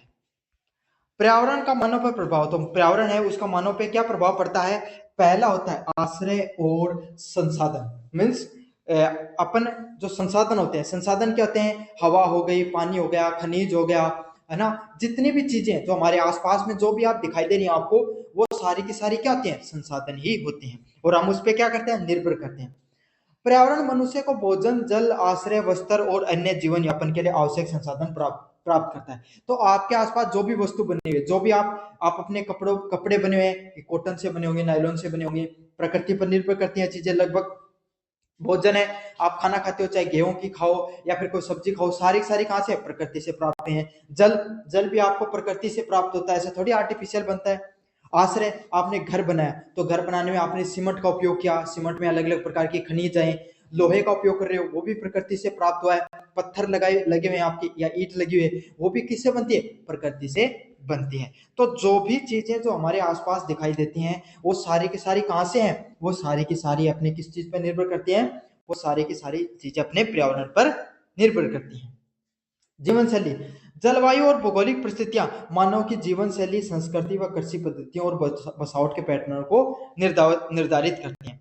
तो जलवायु और जो भौगोलिक परिस्थितियां, कि जैसे जलवायु में अपन रहते हैं, जैसे अपनी अपनी भौगोलिक परिस्थितियां हैं, वो क्या है, मानव की जीवन शैली और संस्कृति और बसावट के पैटर्न को निर्धारित करने का कार्य करती है। तो जीवन शैली कैसी होती है, जैसे लद्दाख में रहने वाले लोग हैं और जम्मू कश्मीर में रहने वाले लोग हैं, उनके उनके जो रहन सहन है वो अपने से अलग होगा। राजस्थान से रहने वाले लोग, अब आप जैसलमेर में चले जाओ, जैसलमेर के लोगों के भाई पहनावा देखना आपने, उनके पहनावा कैसा होगा, लगभग खुले खुले कपड़े पहने, कुर्ता पहनते हैं अपन। तो कुर्ता कैसा होता था, खुला खुला होता है एकदम। धोती पहनते हैं, है ना। आजकल तो अपन धोती की मतलब जो अपने बूढ़े बुजुर्ग पहले पहनते थे, तो क्या होती थी, वो एकदम खुली रहती थी, क्योंकि आपके सामने या फिर पजामा भी पहनते वो भी खुले खुले रहते अपने। तो इससे क्या होता है भाई, जो राजस्थान है वहां पर क्या पड़ती है, गर्मी ज्यादा पड़ती है। तो इसलिए आपके शरीर को हर समय क्या, हवा लगती रहे, इसके लिए क्या है, आपको इस प्रकार के जो कपड़े पहने जाते थे। समझ में आ गया। लद्दाख के लोगों के कपड़े देख लेना, हमेशा कैसे मिलेंगे, जिनमें क्या सर्दी से बचाव दिखेगा। अपने घरों का निर्माण किया जाता है, वहां की छत कैसी होती है, आपको स्क्वायर टाइप की छत मिलेगी।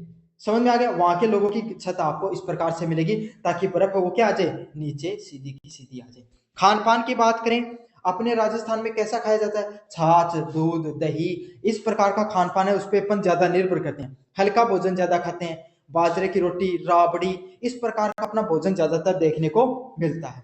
समझ में आ गया। अब लद्दाख में आप जाओगे, वहां के लोगों का खान पान आप देखना लगभग कैसा होगा, जिसके अंदर ज्यादा आपको गर्मी प्रदान हो सके। समझ में आ गया।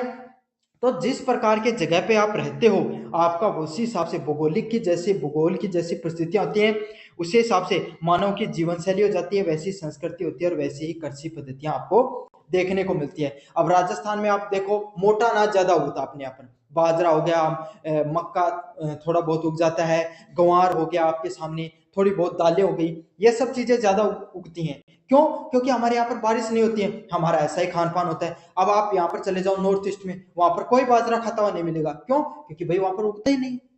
समझ में आ गया। वहां आपको लोग ज्यादातर मांसाहारी मिल सकते हैं, क्योंकि वो सारे के सारे लोग प्रकृति से जुड़े हुए हैं, जंगल में वही चीजें आसानी से उपलब्ध हो जाती हैं।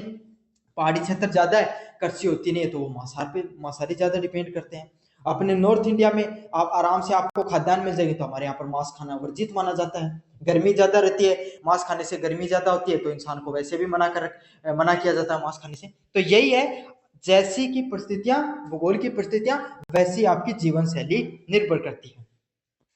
स्वच्छ स्वास्थ्य, स्वच्छ पर्यावरण मानव स्वास्थ्य के लिए अनिवार्य है।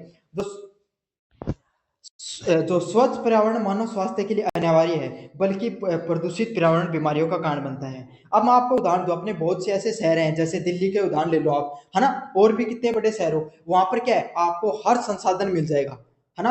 अच्छे से आपके अस्पताल मिल जाएंगे, अच्छी सड़कें मिल जाएंगी, अच्छे आपके बढ़िया फैसिलिटी मिल जाएंगे, हर चीज की फैसिलिटी। लेकिन क्या नहीं है वहां पर? पर्यावरण स्वस्थ नहीं है। और पर्यावरण स्वस्थ नहीं है तो आदमी के लिए कोई भी चीज सहायक नहीं होती है, कोई भी चीज काम की नहीं रह पाती है, इंसान वैसे ही स्वस्थ नहीं रह पाता है। तो यही है, स्वच्छ वातावरण होना अनिवार्य है, जो क्या है, आपके सामने प्रदूषित बीमारियों का कारण बनता है।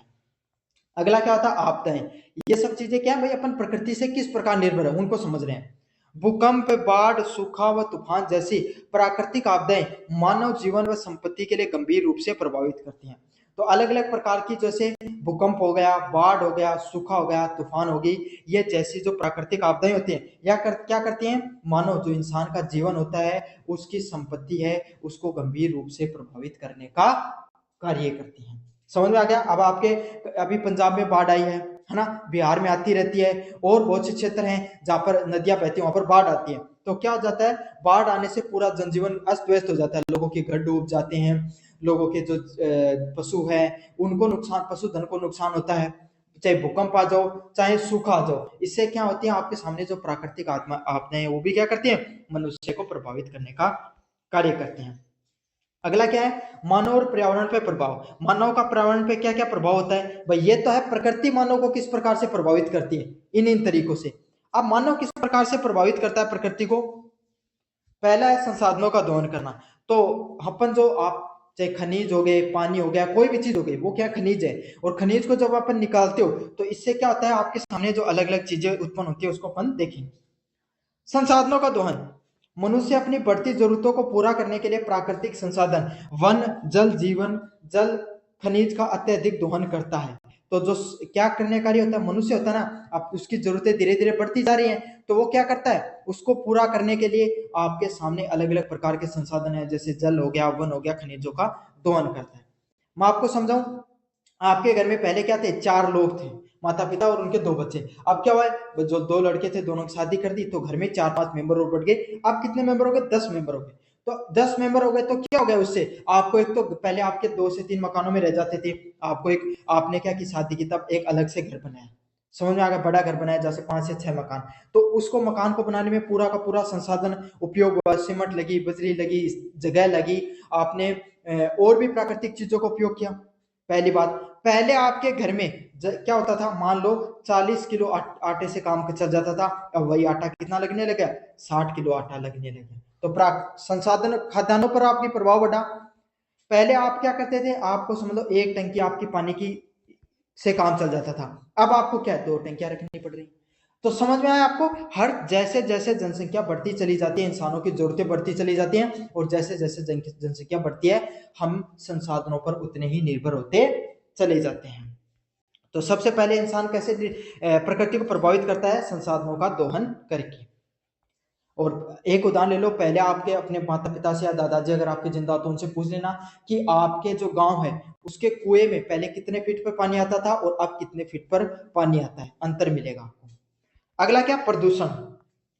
औद्योगिकरण, शहरीकरण व कृषि गतिविधियों के कारण वायु, जल, मृदा और ध्वनि प्रदूषण होता है। तो अलग अलग प्रकार की अपन गतिविधियां करते हैं, जैसे उद्योगों का निर्माण हो गया, शहरों का निर्माण हो गया, और कृषि गतिविधियों से क्या होता है आपके सामने, वायु है, जल है और मृदा है, और उसमें और जो ध्वनि है उनके अंदर आपको प्रदूषण देखने को मिलता है। तो जो अलग अलग प्रकार की जो गतिविधियां करते हैं अपन, कृषि गतिविधि, शहरी गतिविधि और कृषि गतिविधियों, उनके कारण वायु प्रदूषण देखने को मिलता है, जल प्रदूषण देखने को मिलता है और मृदा और ध्वनि प्रदूषण देखने को मिलता है। जलवायु परिवर्तन, जीवाश्म ईंधन को जलने से ग्रीन हाउस गैसों का उत्सर्जन होता है, जिससे वैश्विक उष्मीकरण और जलवायु परिवर्तन होता है। तो आपके सामने जो जितने भी जीवाश्म ईंधन होते हैं, पेट्रोलियम हो गया, डीजल हो गया, कोयला हो गया, इनको आप जैसे जलाते हो तो इनसे क्या होता है, धुआं निकलता है, और धुएं में क्या होती है, CO2 होती है, CO हो गई, SO2 और भी अलग अलग प्रकार की हानिकारक गैसें होती हैं, और वो क्या करती हैं, हमारे जो वातावरण है उसमें ग्रीन हाउस गैसेस को बढ़ावा देती हैं, और ग्रीन हाउस गैसें क्या करती हैं, हमारे पृथ्वी का जो वैश्विक तापमान है उसको बढ़ाने का कारण बनती हैं, और जो इसी के कारण आपके सामने असमय की बारिश हो गई, बाढ़ हो गया, सूखा हो गया जैसी आपदा, प्राकृतिक आपदाएं देखने को मिलती हैं। अगला है वनोन्मूलन और जैव विविधता के शरण। कृषि, शहरीकरण और औद्योगिक विस्तार के कारण वनों की कटाई और प्राकृतिक आवासों को विनाश जैसी जैव विविधताओं को कम करता है।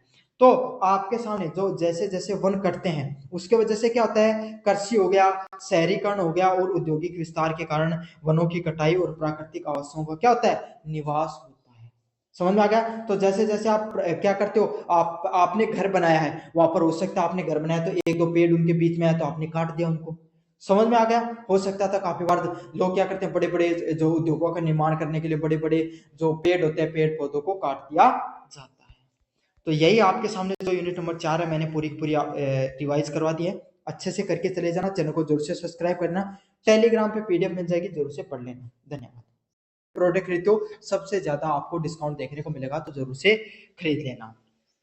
अब शुरू करते हैं अपन, वैश्विक उष्मीकरण के क्या क्या कारण होते हैं और क्या क्या प्रभाव होते हैं। वैश्विक उष्मीकरण पृथ्वी के वायुमंडल और महासागरों के औसत तापमान की दीर्घकालीन वृद्धि को माना जाता है। मतलब जो पृथ्वी है भाई, आजकल आपने ये सुना होगा कि आजकल गर्मी बहुत ज्यादा बढ़ रही है। समझ में आ गया आपने। तो यही है, जो पृथ्वी है, वायुमंडल है, जो आपका आसपास का वातावरण है, और महासागर है, इनका जो औसत तापमान है वो दीर्घकालीन बहुत लंबे समय तक अगर आपने अंतराल में नापते हो, उसका जो एवरेज टेम्परेचर होता है उसमें अगर जो वृद्धि देखने को मिलती है, इसी को क्या कहा जाता है, वैश्विक उष्मीकरण के नाम से जाना जाता है। समझ में आ गया आपके सामने। और उसमें तापमान में वृद्धि ऐसे नहीं होती है कि कोई हो गई एक साथ 5 डिग्री की 10 डिग्री का अंतर, नहीं, ये कुछ 0.5 डिग्री सेंटीग्रेड, 1 डिग्री सेंटीग्रेड जैसी तापमान में वृद्धि होती है, लेकिन ये छोटी वृद्धि नहीं होती है, बहुत बड़ी वृद्धि होती है, इतनी भी। समझ में आ गया। तो जो आपके सामने इसकी क्या डेफिनेशन है, वैश्विक उष्मीकरण क्या होता है, पृथ्वी के वायुमंडल, महासागरों के जो औसत तापमान में वृद्धि होती है बहुत लंबे समय तक के अंतराल के नापने के बाद में, उसी को क्या कहा जाता है, वैश्विक उष्मीकरण के नाम से जाना जाता है। किस कारणों से होती है, ग्रीन हाउस गैसों के उत्सर्जन के कारण। तो आप पढ़ेंगे जो आपके सामने वैश्विक उष्मीकरण है वो क्यों उत्पन्न होता है। ये एक मुख्य कारण है जहां पर कार्बन डाइऑक्साइड, जीवाश्म ईंधनों के जलने, मीथेन गैस, कृषि या पशुधन उपसी से, नाइट्रस ऑक्साइड, क्लोरोफ्लोरोकार्बन जैसी जो गैसें होते हैं, ये सूर्य की गर्मी को वायुमंडल में रोक लेती है। मैंने पहले भी समझाया था, हमारी जो पृथ्वी होती है ना, इस पे सूर्य की किरणें आती हैं, लेकिन एक पृथ्वी क्या कर देती है, इन सूर्य की किरणों को, उष्मा को परावर्तन करने कार्य करती है, मतलब पृथ्वी पे आई और उनको वापस वायुमंडल में भेज देती है। ये गैसें क्या होती है, ये गैसें हैं वो इन जो तापमान होता है, जो ऊर्जा होती है, उसको सोख लेती हैं अपने अंदर। ये हमारे लिए सहायक भी है, क्यों, क्योंकि इससे जो हमारा तापमान है पृथ्वी को स्थिर होता है। लेकिन जैसे जैसे औद्योगिक क्रांति आई, ये गैसें पहले तो स्थिर मात्रा में थी तो हमारी पृथ्वी के लिए सहायक थी, लेकिन अब क्या हो गई, इनकी मात्रा बढ़ने लगी, कार्बन डाइऑक्साइड हो गई, मीथेन गैस हो गई, नाइट्रस ऑक्साइड हो गई, क्लोरोफ्लोरोकार्बन जैसी गैसें हैं, ये अलग अलग प्रकार के जो औद्योगिक गतिविधियों से हमारे वायुमंडल में जाती हैं। फिर क्या होती है, इनकी मात्रा बढ़ने से जो ये और ज्यादा ऊर्जा को अपने अंदर सोखने लग गई। जैसे इनकी मात्रा बढ़ी, भाई ज्यादा कोई चीज की मात्रा उतनी ज्यादा ऊर्जा को सोखेगी, तो उससे क्या होता चला गया, आपके सामने जो पृथ्वी है उसके उसका जो तापमान है वो बढ़ा। क्यों, उसने इन्होंने क्या किया, इन गैसों ने, जितनी भी ये जो गैस थी ये क्या करते हैं, उन उष्मा को रोक लेती हैं। प्रमुख गैसें कौन सी हैं? Carbon dioxide. कार्बन डाइऑक्साइड है किससे निकलती है? जीवाश्म ईंधन के जलने से। पेट्रोलियम, कोयला, ये जितने भी आपके सामने प्राकृतिक गैस इनके जलने से निकलती है। फिर कौन सी आती है? Methane gas. मीथेन गैस कैसे निकलती है? कृषि हो गया, पशुधन हो गया, इन सब के जो अपशिष्ट होते हैं इससे आपके अंदर आपसे निकलती है। मतलब मीथेन गैस किससे निकलती है? कृषि अपशिष्टों से और पशु अपशिष्टों से निकलती है। मतलब ये जो आप देखते हो ना, आपने गोबर गैस बनती है, वो मीथेन गैस ही होती है। नाइट्रस ऑक्साइड किससे निकलती है? अलग अलग प्रकार की जो उद्योगों की गतिविधि होती है उससे निकलती है। और कैसे बढ़ा आपके सामने? अगला वनोन्मूलन। वनोन्मूलन क्या होता है आपके सामने? जो वनों की कटाई होती है उसको बोला जाता है। वनों की कटाई से वायुमंडल में कार्बन डाइऑक्साइड की मात्रा बढ़ती है। क्यों? क्योंकि आपको पता, जो वन होते हैं वो क्या करते हैं, जो कार्बन डाइऑक्साइड होती है उसको सोखते हैं और ऑक्सीजन को अपने वातावरण में छोड़ते हैं। तो एक तरफ तो औद्योगिक क्रांति से क्या हुआ, वायुमंडल जो CO2 है उसका जो उत्पादन है वो बढ़ा, साथ ही साथ दूसरों की तरफ अपने क्या किया, उद्योगों के निर्माण के लिए जो CO2 है उसको और ज्यादा उत्सर्जन अपन ने वायुमंडल में किया। तो इससे क्या हुआ, वन तो कटते चले गए, तो आपके सामने जो CO2 है उसकी मात्रा तो बढ़ी, लेकिन वन उनको इतनी मात्रा में कम होने की वजह से उनको पूरी मात्रा में सोख नहीं पाए। अगला है औद्योगिकरण और शहरीकरण। उद्योगों और वाहनों से निकलने वाला धुआं और तथा शहरों ने कंक्रीट के जंगल ने हीट आइसलैंड प्रभाव किया। मतलब आप एक छोटा सा उदाहरण बताऊं आपके सामने, आपके घर में अगर 4-5 पेड़ लगे हुए हैं तो आपके घर का तापमान देखना आपको कम मिलेगा। वहीं अगर आपका पूरा घर है वो पैक है, एकदम पूरा का पूरा पैक है, कोई आपके पास पेड़ पौधे नहीं है, आसपास आपके ज्यादा और ज्यादा घर है, वहां का तापमान देखना उन घरों का हमेशा ज्यादा देखने को मिलता है। तो इससे क्या हुआ, जो शहर है, औद्योगिकरण ने क्या कर दिया, शहरों का निर्माण किया। अब शहरों से क्या हो गई, आसपास में कंक्रीट ही कंक्रीट के सारे घर बने हुए हैं, और कंक्रीट होती है वो क्या करती है आपके सामने, हीट को, जो ऊर्जा होती है उसको ज्यादा अवशोषित करती है अपने अंदर। तो इससे क्या, एक हीट आइसलैंड का प्रभाव उत्पन्न हुआ कि वहां की जो ऊर्जा वो बाहर नहीं निकल पाती है और वहीं की वहीं से रह जाती है। इस कारण और ज्यादा ऊर्जा है जो गर्मी है वो महसूस होती है। कृषि पद्धतियों की बात करें, धान के खेत और पशुधन से मीथेन गैस की ऊर्जा होती है। तो जो आपके सामने क्या किया जाता है, जैसे धान होता है, वहां से आपको जो अपशिष्ट निकलते हैं, चाहे गेहूं से अपशिष्ट निकलते हैं, जो बच जाती है कटाई करने के बाद में जो चीजें, उनको क्या कर दिया जाता है, उनको वहीं खेतों में छोड़ दिया जाता है। अब वो जैसे ही गलता है, भाई कोई भी चीज को अगर आपने ऐसे छोड़ दिया पृथ्वी पर तो वो गलेगी, उसको पानी वगैरह लगेगा, तब गलने से कौन सी गैस उत्पन्न होती है, मीथेन गैस है वो उत्पन्न होती है। गोबर वगैरह है वो भी अगर सड़ता है तो उससे भी मीथेन गैस है वो निकलती है। तो इससे क्या होता है, मीथेन गैस भी हमारे पर्यावरण के लिए बहुत ज्यादा हानिकारक होती है, वो भी एक ग्रीन हाउस गैस है। अगला है तापमान वृद्धि होना। वैश्विक तापमान वृद्धि में लू, हीट वेव और जैसी चरम मौसम गतिविधियां अधिक बार होने लगी। पहले भी आपके इसमें आपको पता, भाई आप जब से जन्म लिया आपने या अपने दादाजी किसी से पूछना, लू जैसी घटनाएं और राजस्थान जैसे क्षेत्र में तो आपको हमेशा देखने को मिली है। लेकिन अब क्या होने लगा है, पहले लू होती थी, उनका भी एक स्तर हुआ करता था, अब वही जो तापमान है वो एक एक्सट्रीम लेवल पे चला जाता है और बहुत ज्यादा तापमान वृद्धि देखने को मिलती है। तो यही है, वैश्विक तापमान की वृद्धि से जो लू जैसी जो घटनाएं हैं वो लंबे समय तक रहने लग गई हैं और चरम स्तर पे, मतलब बहुत ज्यादा तापमान को अपने साथ वो लेकर चलती हैं, बहुत ज्यादा ऊर्जा को अपने साथ लेकर चलती हैं, सारी ऊर्जा को अपने साथ लेकर चलती हैं। इससे क्या है, वो बहुत ज्यादा हानिकारक अपने स्वास्थ्य के लिए। समुद्र स्तर में वृद्धि, ग्लेशियर और जो ध्रुवीय बर्फ का पिघलना तथा महासागर थर्मल विस्तार से समुद्र स्तर बढ़ता है। तो क्या होता है, जैसे जैसे तापमान बढ़ता चला गया तो ग्लेशियर और जो ध्रुवीय बर्फ है वो भी पिघलने चली गई। अब जैसे वो पिघली तो नदियों के माध्यम से कहाँ पहुंची है, वो ग्लेशियरों में बहुत ज्यादा पानी होता है तो वो पिघल कर कहाँ पर पहुंचने लगा, समुद्रों में पहुंचने लग गया। और समुद्रों में पहुंचने से क्या हुआ, वहां का जो स्तर है वो आपके सामने धीरे धीरे बढ़ा है, समुद्रों का स्तर बढ़ा है, तो इससे वहां के तटीय क्षेत्र हैं वो क्या धीरे धीरे डूबना शुरू हो गए। आप अब भूगोल की काफी घटनाओं में सुनोगे कि बहुत से ऐसे आइसलैंड है जो अब लगभग विलुप्त होने के कगार पे आ गए हैं। क्यों? क्योंकि समुद्र का स्तर है वो अब बढ़ता जा रहा है।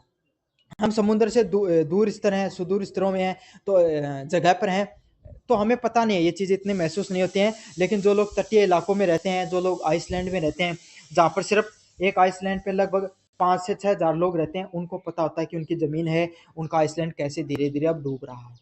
समझ में आ गया? तो इससे क्या, तटीय क्षेत्रों में बाढ़ का खतरा भी अब धीरे धीरे बढ़ना लगा है। और क्या बदलाव देखने को मिल रहा है, मौसमी पैटर्नों में बदलाव।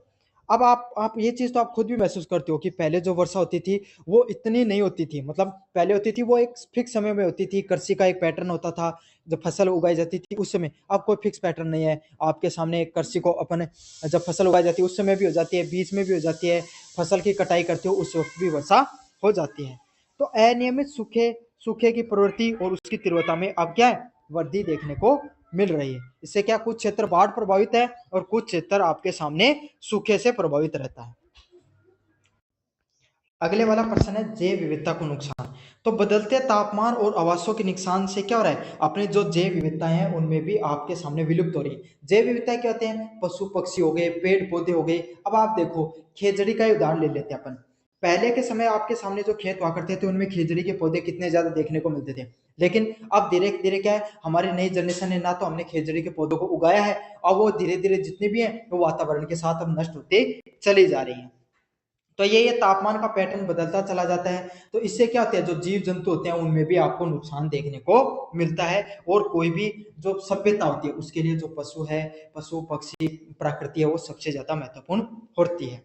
कृषि का प्रभाव, फसल पैटर्नों से बदलाव, पैदावार में कमी और खाद्य सुरक्षा का खतरा देखने को मिलता है। तो आप अपने पिताजी से किसी से भी पूछ लेना कि अब आपके कृषि है, खेत है, क्या वो उतना उत्पादन कर पा रहे हैं जो पहले करते थे, है ना? तो इस चीज से आपको पता चल जाएगा कि जो फसल है उनके पैटर्नों में भी बदलाव देखने को मिल रहा है, पैदावार में भी अब धीरे धीरे कमी देखने को मिल रही है। क्यों? क्योंकि असमय की बारिश होगी, बहुत ज्यादा तापमान में वृद्धि होगी, तो फसल है वो उतनी ज्यादा नहीं उगेगी। सर्दियां वो धीरे धीरे कम होती जा रही हैं, आपको सर्दियों के मौसम में भी गर्मी जैसी महसूस होती है। तो इससे क्या होता है, आपके सामने जो पैदावार है उसमें भी कमी देखने को मिलती है, और पैदावार कम होगी तो खाद्य सुरक्षा पर प्रभाव पड़ता है। मानव स्वास्थ्य, गर्मी से संबंधित गंभीर बीमारियां होती हैं, जो संक्रामक रोग होते हैं उनमें भी जो वो बढ़ते हुए दिखाई देते हैं। जैसे मलेरिया और डेंगू जैसी जो बीमारियां होती हैं वो क्या होती हैं, अब बहुत ज्यादा बारिश हो गई तो क्या हो गया, पानी इकट्ठा हो गया, मलेरिया और डेंगू जैसी बीमारियां हो गई, संक्रामक बीमारियां हो गई, वायरल वगैरह अब बार बार आने लग गए हैं। अगला है महासागरीय अम्लीकरण। वायुमंडल में CO2 की वृद्धि से जो आपके सामने महासागर द्वारा अवशोषित होकर उन्हें अधिक अम्लीय बना दिया है। तो वायुमंडल में क्या हो गया है, CO2 की वृद्धि से क्या हो गया है, जो महासागर है उन्होंने उनको अवशोषित कर लिया। अब जो पानी होता है उसमें भी वो CO2 घुल जाती है, तो इससे क्या हो जाता है, जो आपके सामने महासागर है उनका भी जो अम्लीकरण है वो हो गया है, जिससे समुद्री जीवन विशेषकर प्रवाल भित्तियां प्रभावित होती हैं। और जैसे एसिड एसिड बढ़ता है, अम्लीकरण बढ़ता है, तो मछलियां हो गई, वहां की जैव विविधता हो गई, और खासकर जो प्रवाल भित्तियां हैं जो समुद्री जैव विविधता का एक सबसे अच्छा उदाहरण है, वो धीरे धीरे नष्ट होती हुई जाती हैं। इन प्रभावों को कम करने के लिए हमें ग्रीन हाउस गैसों का उत्सर्जन कम करना होगा। और इन सब प्रभावों को अगर हम कम करना चाहते हैं तो जो ग्रीन हाउस गैसें हैं इनको पृथ्वी से वायुमंडल में हमें कम से कम छोड़ना होगा, और नवीनीकरण ऊर्जा स्रोतों को अपनाना होगा। और धीरे धीरे क्या होगा, नवीनीकरण के जो ऊर्जा स्रोत हैं उनको हमें अपनाना होगा बहुत ही ज्यादा तरीके से। अगले वाला प्रश्न है, जो अगले वाले प्रश्न की तरफ बढ़ेंगे, सतत विकास, सस्टेनेबल डेवलपमेंट के महत्व को बताइए। काफी ज्यादा मोस्ट इंपोर्टेंट क्वेश्चन है, काफी बार पूछा जाता है। अच्छे से देखना आप इसको, पीडीएफ टेलीग्राम चैनल पे मिल जाएगी, अन्य वीडियो की लिंक डिस्क्रिप्शन में प्लेलिस्ट का दे दूंगा, वहां पे जाकर जरूर से देख लेना। साथ के साथ व्यू वाला प्रोडक्ट है, वहां पे कोई जाके प्रोडक्ट खरीदोगे तो आपको सबसे ज्यादा डिस्काउंट देखने को मिलेगा, जरूर से खरीद लेना कोई चीज खरीदना चाहो तो ऑनलाइन। सतत विकास एक ऐसी विकास प्रक्रिया है जो वर्तमान पीढ़ियों को आवश्यकताओं और भविष्य की पीढ़ी की आवश्यकताओं को समझौता किए बिना पूर्ण करती है। सतत विकास क्या होता है, ऐसा विकास जिसमें आपका भी विकास हो जाए और सामने वाले का भी विकास हो जाए।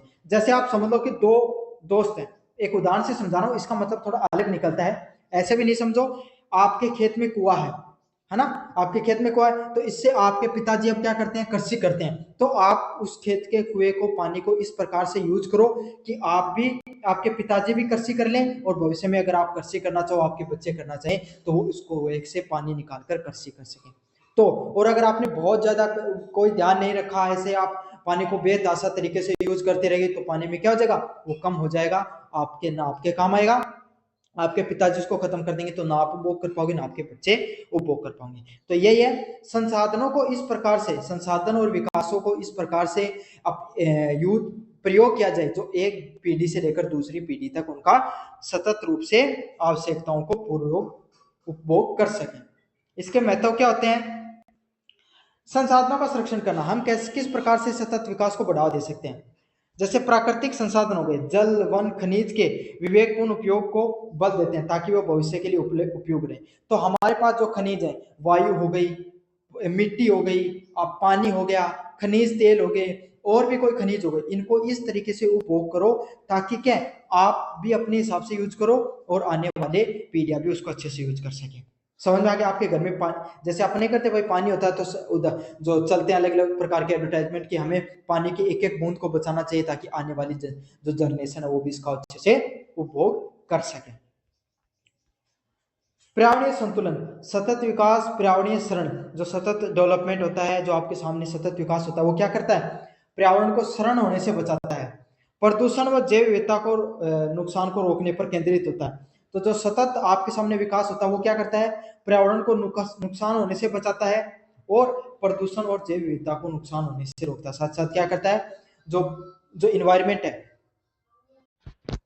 तो पर्यावरण को नुकसान करने पर काम करता है। अगला क्या है, अंतर पीढ़ियां असमानता, यह वर्तमान पीढ़ी के साथ साथ भविष्य की पीढ़ियों के अधिकार और कल्याण को सुनिश्चित करती है। तो अंतर पीढ़ी समानता कहती है, भाई आपके पिताजी हैं, आपके जो दादाजी हैं, जिन्होंने जैसा पर्यावरण है यूज किया, स्वच्छ वातावरण था, स्वच्छ हवा थी, स्वच्छ पानी था, स्वच्छ खान पान था, वो आप भी उस चीजों को उपभोग कर पाओ, उन जैव विविधताओं को उनका उपभोग कर पाओ। जीवन में कितना ही पैसा कमा लो, कितनी सुंदर भी घर में रह लो, कितनी कैसी जगह ले लो, लेकिन वातावरण ही स्वच्छ नहीं है, स्वच्छ पानी नहीं मिल रहा आपको, स्वच्छ भोजन नहीं है, आज के अंदर खाने के अंदर हर समय यूरिया है, दवाइयों का उपयोग होता है, तो इसलिए बीमारियां भी ज्यादा बढ़ने लगी हैं, संक्रमक, स्वच्छ हवा नहीं है, स्वच्छ पानी नहीं है, तो क्या इन सब चीजों का कोई महत्व है, कोई भी महत्व नहीं रह जाएगा। इसलिए क्या किया जाता है, अंतर पीढ़ी समानता पर ध्यान दिया जाता है, जिसमें क्या है, भविष्य की जो पीढ़ियां हैं उनके जो अधिकार होते हैं और उनके कल्याणों को भी ध्यान में रखा जाए कि भाई हम इस प्रकार से संसाधनों का उपयोग नहीं कर लें कि सिर्फ हम ही उपभोग कर लें,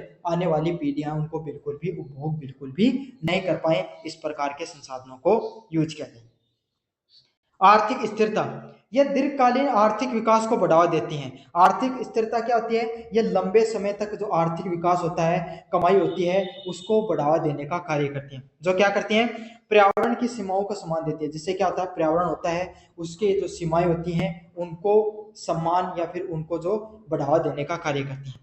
ये ऐसे आर्थिक मॉडल को प्रोत्साहित करते हैं जो संसाधनों को कुशलता से उपयोग करते हैं। आर्थिक स्थिरता क्या होती है, इस प्रकार से भाई एक बात बताओ, पर्यावरण अगर नुकसानदायक था, हवा स्वच्छ नहीं थी, तो आपके आने वाली जनरेशन या आपको क्या हो गई, कोई बीमारी हो गई, घातक बीमारी हुई, जैसे उद्योगों की वजह से आमतौर पर टीबी जैसी बीमारियां हो जाती हैं, समझोगे, श्वसन से संबंधित बीमारियां हो जाती हैं लोगों को, जो आपके दमा वगैरह की बीमारियां हो जाती हैं। तो अब आपके जीवन में अगर आपको ऐसी गंभीर बीमारी हो गई तो आपको कोई फायदा हुआ उस उद्योग का, पैसे का कोई फायदा नहीं है ना। तो यही है, और आपको आर्थिक रूप से भी नुकसान पहुंच सकता है, आप उतनी कमाई नहीं कर पाओगे, जीवन में आगे नहीं बढ़ पाओगे। तो इसीलिए आर्थिक स्थिरता के इस प्रकार के मॉडल को विकास दिया जाता है जिससे पर्यावरण भी आपको सुरक्षित रहे और उद्योग है या लोग है वो पैसे के सर्जन करने का भी कार्य कर सके। जिसमें किस चीज का होता है कि भाई जो उद्योग है वो क्या है, अगर वायु में अगर जो CO2 वगैरह छोड़ते हैं तो उतने उन्हें पेड़ भी लगाने चाहिए, जो पानी गंदा पानी वगैरह प्रदूषित पानी है उसको ट्रीटमेंट करना चाहिए, अलग अलग प्रकार के वो उसको ध्यान में रखें। सामाजिक न्याय, सतत विकास में सामाजिक न्याय व न्याय की अवधारणा भी शामिल होती है, सुनिश्चित करता है कि विकास का लाभ सभी वर्गों तक पहुंचे। सामाजिक न्याय क्या होता है, समाज के हर वर्ग के पास कोई भी संसाधन है उसकी पहुंच होना जरूरी है। मतलब पानी है, अगर आपके गांव में एक कुआं है तो इसका मतलब ये नहीं है कि उस व्यक्ति का ही अधिकार उस पर, भाई गांव में है ही नहीं बिल्कुल पानी, तो उसका पानी लगभग हर व्यक्ति को मिलना जरूरी है, हर व्यक्ति का अधिकार है उस पर। तो इसी को क्या कहा जाता है, सामाजिक न्याय के नाम से जाना जाता है। कि सतत विकास का अर्थ है कि चाहे कोई अमीर हो, चाहे गरीब हो, स्त्री हो, पुरुष हो, कोई धर्म हो, जाति हो, किसी प्रकार का भेदभाव नहीं हो, विकास हर व्यक्ति की दहलीज तक पहुंचना चाहिए। मानव स्वास्थ्य और कल्याण, स्वच्छ पर्यावरण, सुरक्षित भोजन और पर्याप्त संसाधन और मानव स्वास्थ्य के जीवन में समग्र गुणवत्ता को सुधार देते हैं। मानव स्वास्थ्य क्या होता है, स्वच्छ वातावरण मिले, स्वच्छ पर्यावरण मिले, हमें सुरक्षित भोजन मिले और पर्याप्त संसाधन हमें मिले। तो किस प्रकार का हो कि जो जो पर्यावरण है वो भी कैसा हो, स्वच्छ हो, खान पान हो वो भी कैसा हमें स्वच्छ मिले और संसाधन है वो भी हमें स्वच्छ मिले।